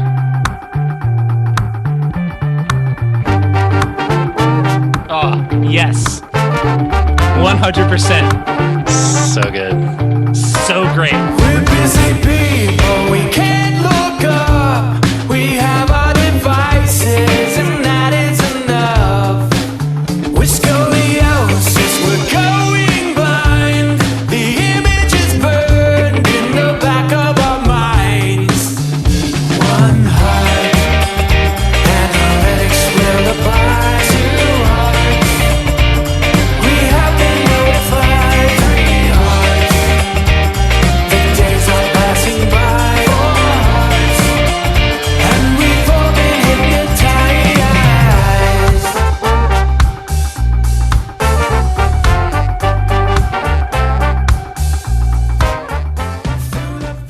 Everything about this song rules. Which The is horns- why it's my number shit. 3. Oh, this song rules. Rules. It's probably my number 4. I love the horns, the So guitar good. lines. The guitar line is Guitar. so great. It has a Random Access Memories Daft Punk feel to it. Yeah, I can see that. Yeah, it's like totally. it's I can't remember what song It's is, like but Give Life Back to Music or something, maybe. yeah, it has the first time I heard it, I'm like, oh, this feels very Daft Punk. And Yeah, that's a good call. I love it. Yeah. The Dennis, horn man. arrangements, perfect. Dennis, you brought it. And he did these Crushing it. these are These are his lyrics too. I Yeah, believe. this is a Dennis song in caps. I love everything about it. I really love the groove of the bass line immediately, and then that kind of mysterious guitar part in the beginning, and then the horns come in, and I just like feel like I'm in a warm bath. It's just like perfect two-tone horn sound. Put down your goddamn phones, everybody. Put down your phones. Connect with a person. He's got the line. He's talking about a character basically being glued to his phone and social media. Fill him with distrust and suspicion till, in fact, he's all alone. I think that very much has to do with what we were bemoaning earlier of like so much to blame of our current state is because of social media and then the bubbles we're in. And I think it's so easy to just like become obsessed with it to the point where you're think everything is a conspiracy and you end up just by yourself with these conspiracies. So I like the message. I love the song. It's got a great bridge. There's kind of that arpeggio guitar. And some falsetto, some Reese falsetto too. It's great. Everything about it is great. And it's one of those songs that like, I really enjoyed it the first time I heard it. I didn't necessarily think like, oh, this is an easy top 3 for me. But like the more I sat with it, the more I was just like, every element of this rules. It hangs together so well. That chorus is so catchy. It got in the top 3. It's a great song. So this song in combination with Lonesome for Her Heroes are 2 songs that are the most that grew in my appreciation. I always liked this song, but those 2 songs were like over time. The more I listened, the more I'm like, oh, the grooves rule. Yeah. But also the line to a quiet diversion from a love he might have known. The just like, what are we ignoring? What are we not seeing? Who are we not engaging with? Right. But the sort of the pun left to our devices when we turn out the light. Right. There's some good wordplay there, but for sure. I don't know. There's a lot to unpack in this song. Yeah. And I think I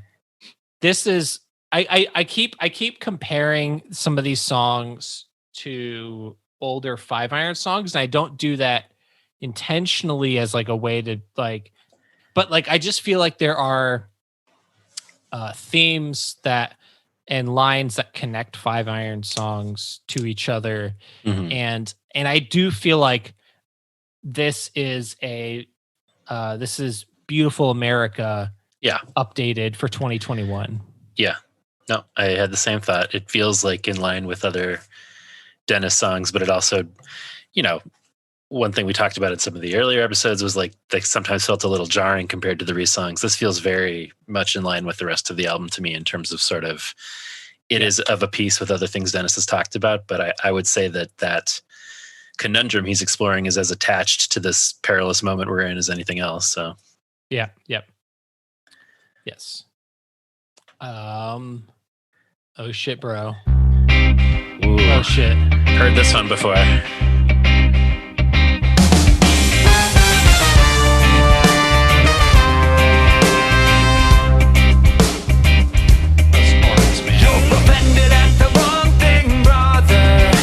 You're burning all your bridges with hate.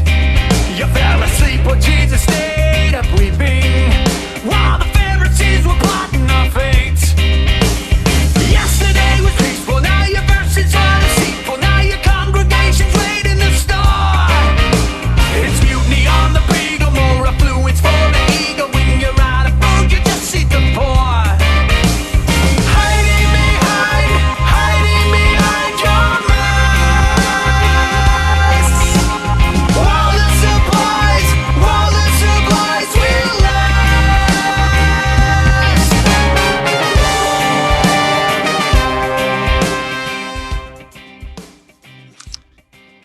And number 1, bro. Number 1. How could it not be? How can it not be? Like, look, I there are songs on this record that I'm like, there are certain songs on there I'm like, on this record that I'm like, yes, this is among my favorites.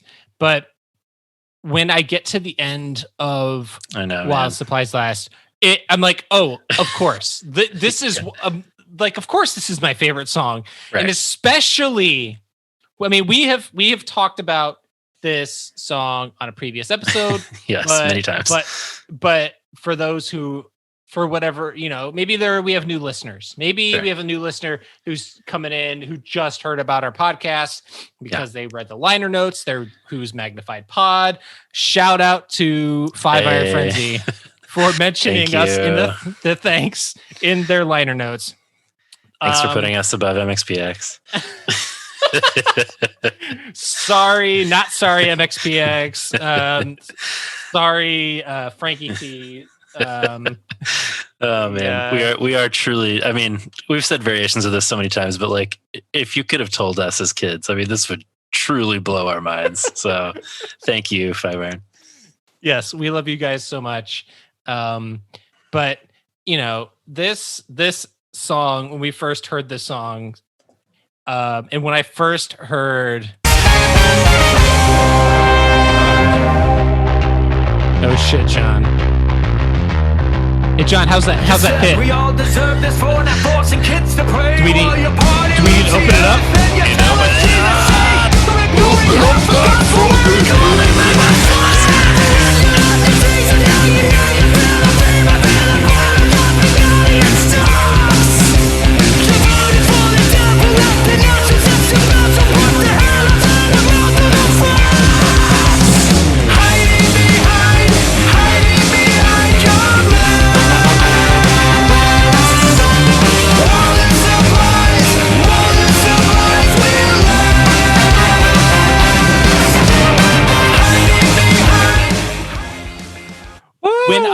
When I heard that new mix with the horns, oh my god! It was like I was listening to the song again for the first time. Agreed. I was like, holy shit! Holy shit! That was 1,000,000,000% the right call to add in those horns, because it's not like the song didn't already rule, but the end sounded a little samey to the earlier chorus, but like adding in those horns just amped it up all the more, especially in the final like 20 to 30 seconds of the song. You're just like this. I mean, it already would have been my number one, but hearing that for sure, this version was just like, oh, I mean, this is literally one of my favorite Five Iron songs ever. Yes, it's like we said in previous episodes, instant all-timer, instant classic. Yeah. I mean, there's no arguing it. And again, those horn lines are perfectly in keeping with what we were saying about, like, they're not just like added on top of the song. They're woven in perfectly to these different elements of these songs. Yep. And boy, it all just comes together in such a satisfying way. I get chills every single time I listen to it. This is the only song that Jeremy is credited on. Is credited on musically. Jeremy credited. Sure. Musically. What did I say earlier? I said something weird. Anyway, we've said lots of things. Yeah, my mouth makes many words. But I'm curious about that. We may get a reason to discuss that with him at some point soon. Wink, wink. Mm-hmm. But it's one of my favorite songs ever. That's all I got to say. It's number one. It rules, and it's also another one of those songs where it's like, this is a shotgun blast. This is a scatter shot. How many middle fingers can Reese like get in one song? It's great. It's just like you're going. Go ahead. Going after the politicians. You're going after the homophobes. You're going after the people that are weaponizing Jesus. You're going after the selfishness of culture. This song has everything. This is the siphon of songs. Homophobic church culture. That was kind of Trump there. I don't know what's going This song, this was supplies last. Many people are saying this is among the best 500 songs that they've ever written. Reese Roper, I know the guy, very nice guy. Not everybody likes him. He likes me though. He's a big fan of me. He loves Trout. Tremendous supplies. They're lasting, believe me. They're lasting. They will last. They're never going to run out. I'm always going to have the supplies. Maybe people say, "Oh, where'd you get all the supplies?" They will last. We got to get it all out now because there's only one more week. I'm not. Nope. Fuck that guy forever. But moving on, Wildcat. Is that Royal Tenenbaums? Anybody? Now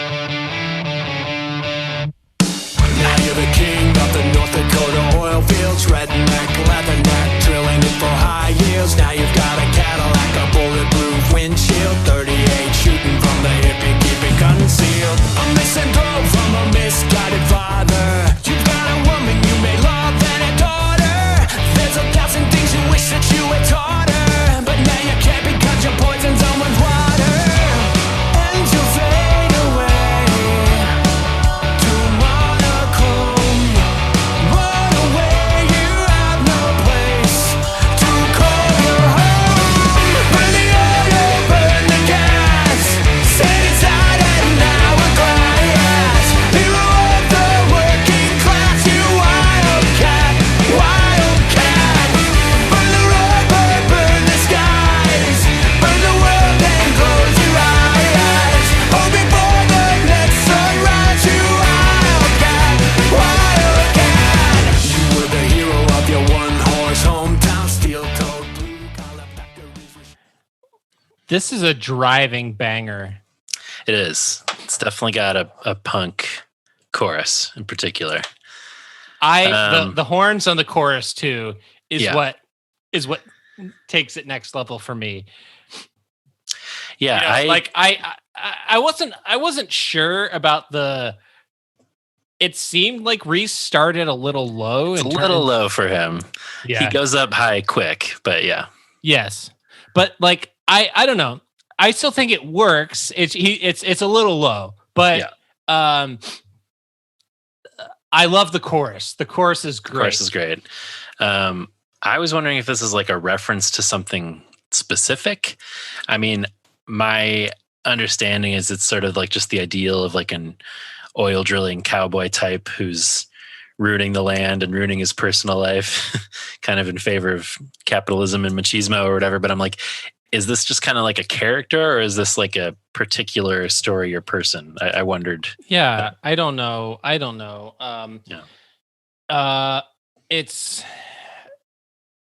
something I would like to talk to Reese about and get a sense of. It's the most like, I think on the surface there, like, we can derive some context clues about what it's about, but I do feel like beyond the surface there's more, and I don't know what the more is. Yeah, I think we some could of the say more, like there's the, I mean, North Dakota, those sort of like people that, those contract workers that go and work these dangerous jobs and make a shitload of money, right? Working on these oil rigs, and they kind of go where the work is, and but other than that, it's not a glamorous life, and the areas in which they're working are not exactly well to do. Yeah, and I think some of that, the clarity of the message comes through more in the bridge, which is, he says, for all have fallen short in sin, which is a reference to a verse in Romans. And then the wound is where the light comes in, which is kind of a variation on that Leonard Cohen lyric we've referenced on the pod before. So yeah, I assume that's kind of like there's a crack in everything. Exactly. That's how the light gets in. This is a person who's made some poor choices, but it partially comes from a place of woundedness, and that we're not we don't have to give up yet. There are still using that woundedness instead to heal ourselves, maybe. So I don't know. It's an interesting thematic song. Yes. Wildcat.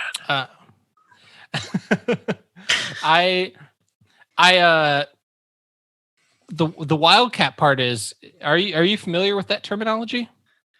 I don't know. I'm just referring to the what's his name in Royal Tenenbaums.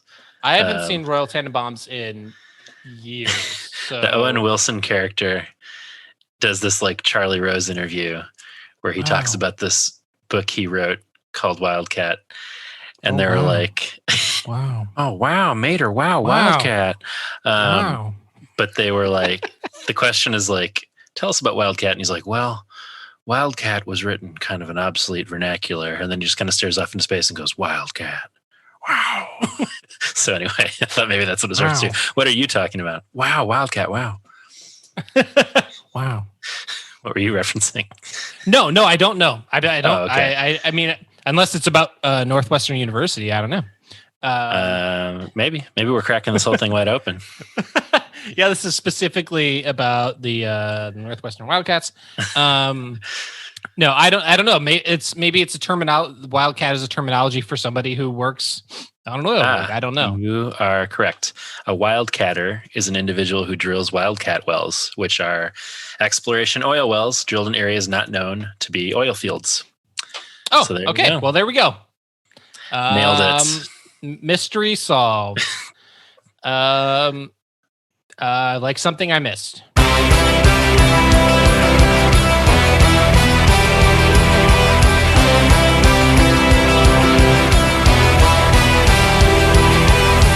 I wished upon a field of falling stars. You said they're only rocks, but I knew they were meteors. I wished in all the universe through distance and through time. This was no random curse, your soul was meant for mine. I need a low dose of you believing in me. I need a secret made of victory. I know that I can go on like this. I need this song to feel like something I missed.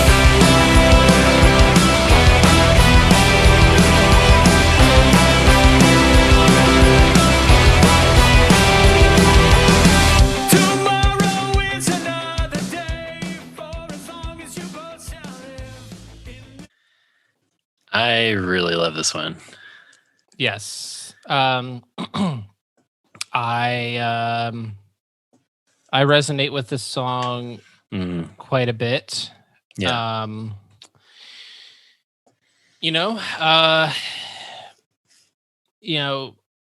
A relationship that is on the rocks or doesn't last. It's not uncommon, and the specifically I need a low dose of you believing in me line. It just feels like that to me felt like was the most heart-wrenching line for me. Yeah. just feeling like yeah, it's tough. It's tough. It's interesting, and I think you're probably right about a lot of these intuitions you're having about these songs, but I didn't read this as necessarily. I read this as ultimately hopeful, and maybe you're not saying that it's not, but like to me, it was more a love song about kind of just the realities that come with a long-term relationship or a marriage. Like there's just pleading that comes at certain points with it. But maybe you're right that it is a song about kind of almost looking back on a relationship or something. But I don't know. To me, it still feels like there's a hope here for building on something together. I don't know. It's very like not to get into the last track, which is the next one yet, but like this, like Something I Missed, to me feels more like a closing song. Because it's kind of got those, like, it's almost got even like Against a Sea of Troubles vibes, or Blizzards and Bygones, where it's kind of like, I don't know, it feels more sort of mournful but soaring to me. So I kind of thought it would end with this, and I think there are reasons why it ends with the song that it does, but it gives me sort of an engine-y vibe. I don't know. What do you think? I could hear a version of this song with Scott playing it on piano. Yeah, right. Like Blizzards. Yeah, like Blizzards.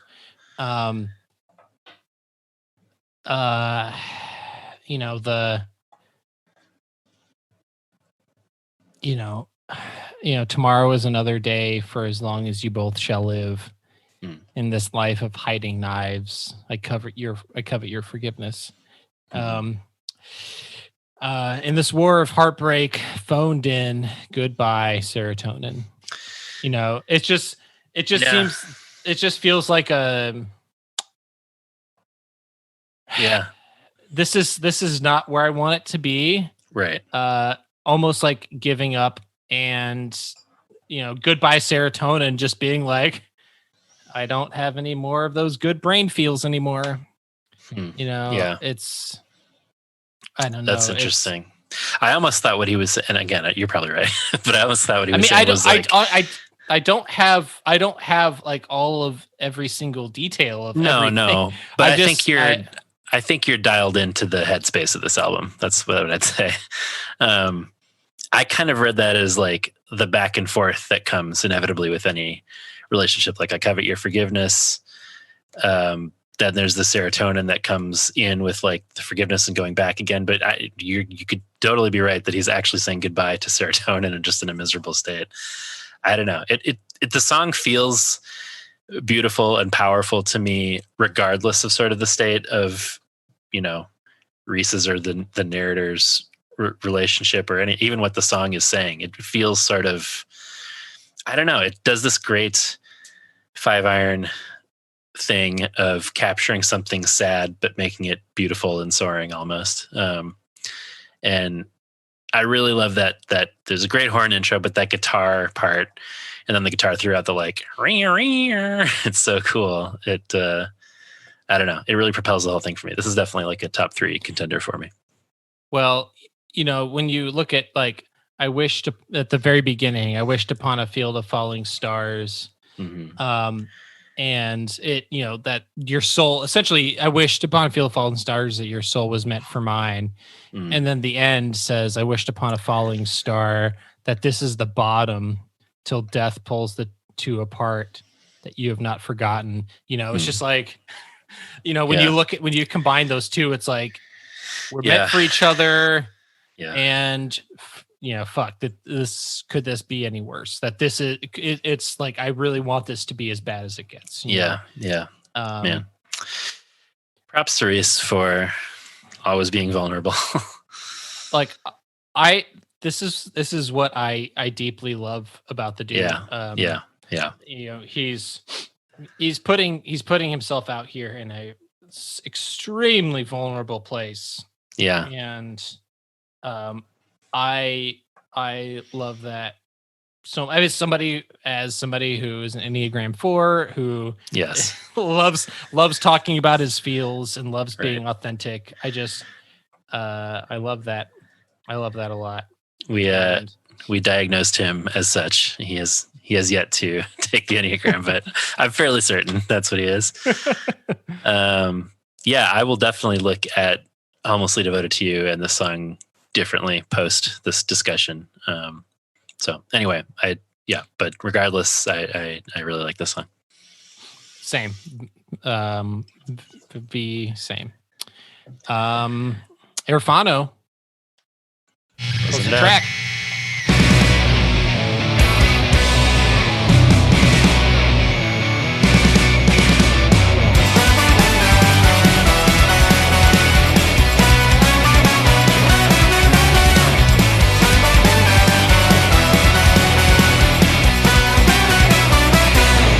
They like to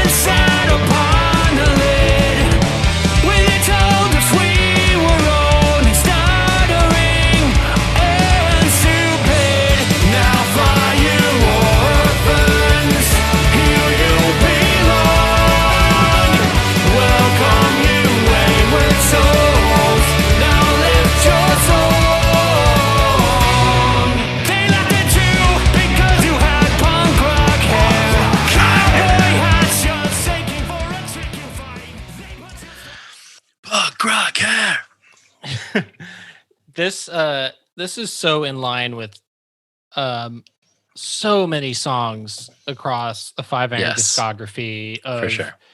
the outcast Yes. and the disenfranchised and the lesser than and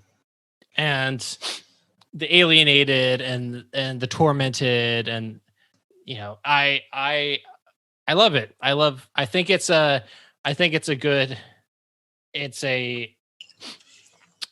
good place to end the song on, the sort of finding home in you know, them welcoming in those people, you know. Right. Yeah. Fly, you orphans, here you belong. You know, it's kind of like going back to the So We Sing, Yep. you know, the flying, the flying imagery, and that we sing, they were made fun for singing. Someone was making fun of them. And from my understanding, these are stories. This is not like just a creative exercise, but from my understanding and I think I was talking to Andy, that these were stories from members of the band, that these are stories that the members of the band experienced. So they're not just like making things up, but like these are their actual experiences.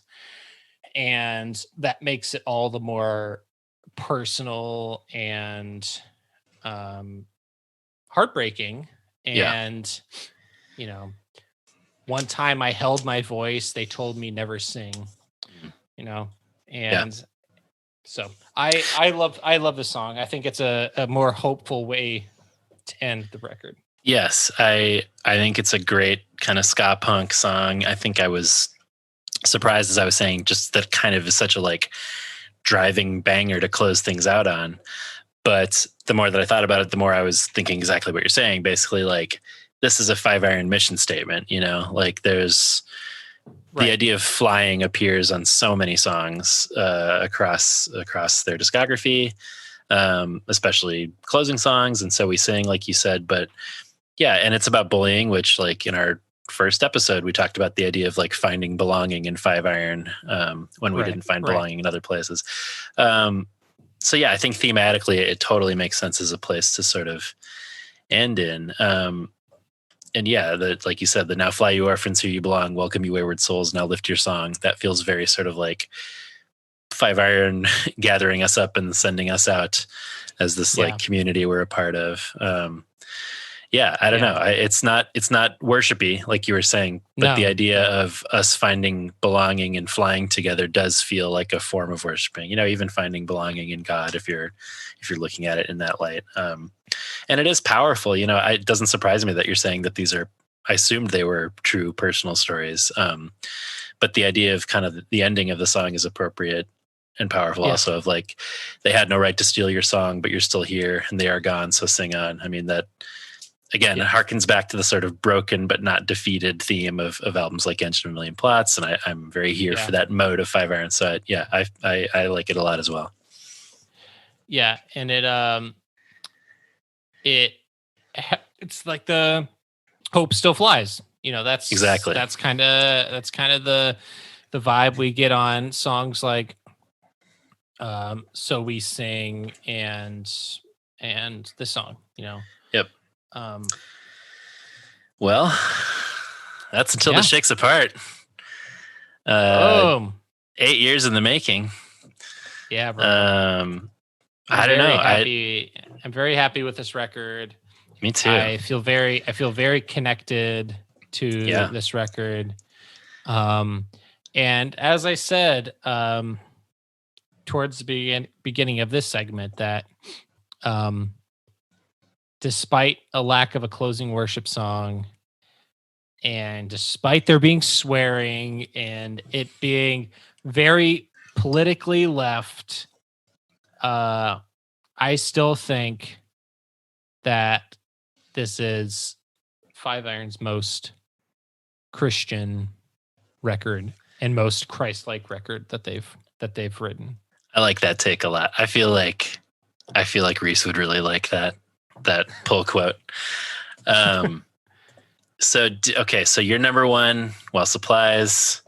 Yep. Number 2, Renegades. Number 3, Bullfight. Right. My number 1, Well Supplies. Number 2, In Through the Outdoor. Number 3, One Heart Hypnosis. I'm very, very curious to hear what people think. Please, we'll be back next week, so please call in, leave a voicemail, leave an email, leave a comment, let us know what you think, because it's so exciting. We've been doing this podcast for a year, on and off.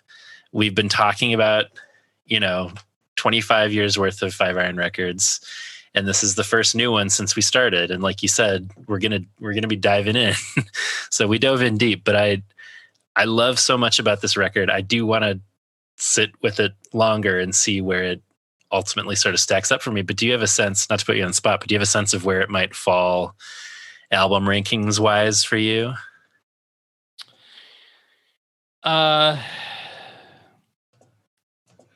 Yeah, in my top 3. Wow. Okay. Yeah. I think, again, objectively, as a musical success, I would certainly agree. Subjectively, I think for me, it's got to fall below Engine and even Between the Pavement and the Stars, just because I'm more into that sort of mode. I mean, you're going to include Between Pavement and Stars as a... That's just how I'm doing it. It doesn't have to go. It would go. You and I have historically disagreed on. If I'm counting all the 5-iron, okay. If you get Between out of there, I mean, I had an Engine at number 4. I'm talking full length, bro. Proper LP is fine. It would still go below. It would still go below Engine for me, and I had Engine at 4. So this would make my top 5. And you had Engine at like 2, right? I think it was number 2 for you. So yeah, that makes sense to be in your top 3. I think I had. I think this would probably bump out Upbeats. Yeah, that makes sense. Yeah, if I remember, like this is. I think this is an achievement in writing a song for a moment, but also speaking truth to a community of believers that needs to hear these words. Yeah. Like, and just good. No, just saying, as somebody who is not actively inside that circle, but is very much engaged with a lot of people within that circle. This is the kind of stuff that I think needs to be said, and which is why I would go so far as to say there are prophetic elements to a lot of the songwriting on this record. 100%. And I think it's paired with some of the most sophisticated songwriting and musicality they've ever put on record. So, which is why, of course, it would be like your number 5 album, right? You're right. Yeah. Or 6, whatever. Fuck you, Potter. Again, I'm talking subjective. Whatever. We haven't done like a full final ranking of the records. I don't think. Did we? Did we do? We did without this one. Yeah. Without this one. So, I think we're going to need to give that some time before we. Yeah, I think so. I mean, again, like, yes, if I were putting on a music critic hat, there's no way that this isn't a better album than Upbeats and Beatdowns. Like, it's just not possible. However, in my heart, full of 5-iron music and memories from over the years, I cannot displace Upbeats for a new album. So anyway, it's all that to say, I truly love it. It's really interesting. I don't think it was an easy or safe way for them to make a new record in a lot of ways. And I'm very curious about where fans will fall with it. So anyway, you can let us know what you think at Magnified Pod on Instagram, Facebook, and Twitter. Subscribe to the pod if you haven't yet already, and give us a rating or a review. In fact, we have a new review to read, which I failed to do at the top. But if you leave one, we'll read it on the pod. We got one with the subject Excellent MXPX Podcast. So Dan8723 has apparently only gotten down with the first season. I hope they continue to the second. He says, I've only listened to the album discussion episodes, all of which are great. Just stop trying to sing the songs and the guitar and drum parts. Never. How dare you? The listeners' ears don't deserve that. 5 stars. You're in for a disappointment. Well, what I will say is that sadly, by a second season, if he gets to the 5-round season, we do stop that to some extent because it didn't work with Zoom as well. But just know we're still rocking out in our screens here. So, oh man, yeah. There's nothing but there was so much. At least on my end, I was air drumming and air bassing a lot. I do the high bass though. I do the Paul Rudd. I love you, man. High bass.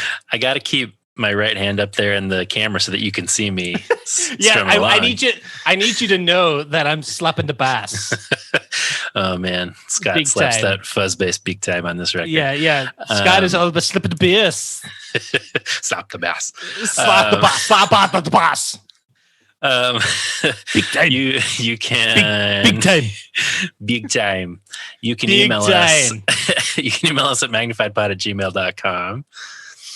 You can leave us a voicemail big time at 872-762-4763, 872-7-MAGPOD. You can support us at the Patreon. I don't know what that was. I have no idea what that was. I've had some whiskey. Support us at the Patreon at patreon.com/magnifiedpod. And another thing we forgot to do up top was thank our newest patron, Sadie Hawkins Pod. Ever heard of him? Heyo. Yeah, Danny Leary and Jess. Yes. Do the Sadie Hawkins Pod, doing a song by song podcast of Reliant K. Yes. Past and future guest? I don't know. I think we can say that. Yeah, we'll see. Now, Danny, a one-time patron, gave up on us. No problem. That's fine. We all come and go. Now coming back in full force with his podcast behind him. So thank you, Danny. I also should say we also failed to thank Danny for coming up with the name idea for season 3, Pods from the Penalty Box. That was a Danny Leary original. Danny Leary original. Thank you, Danny. But John, should we talk just very briefly about season 3 and when this is happening? Sure, let's do it. All right, February 1st. Hey, Monday, February 1st, season 3 of Magnified Pod presents Pods from the Penalty Box. We'll be dropping. We will be talking Slick Shoes. Hey, so prepare your bodies because it is happening. Get ready, people. Before that, we'll have a little more 5-iron fun to close things out. Yep. You can also pick up some merch at magnifiedpod.storeenvy.com. Thanks to shadow producer / artwork designer for the new album, Jason at Unoriginal Vinyl. And thanks to Heavy Ordnance Studios and Danny Leary, the aforementioned, for our artwork. Season 2 is winding down, but only for this ep. We want you to be found enjoying the next episode.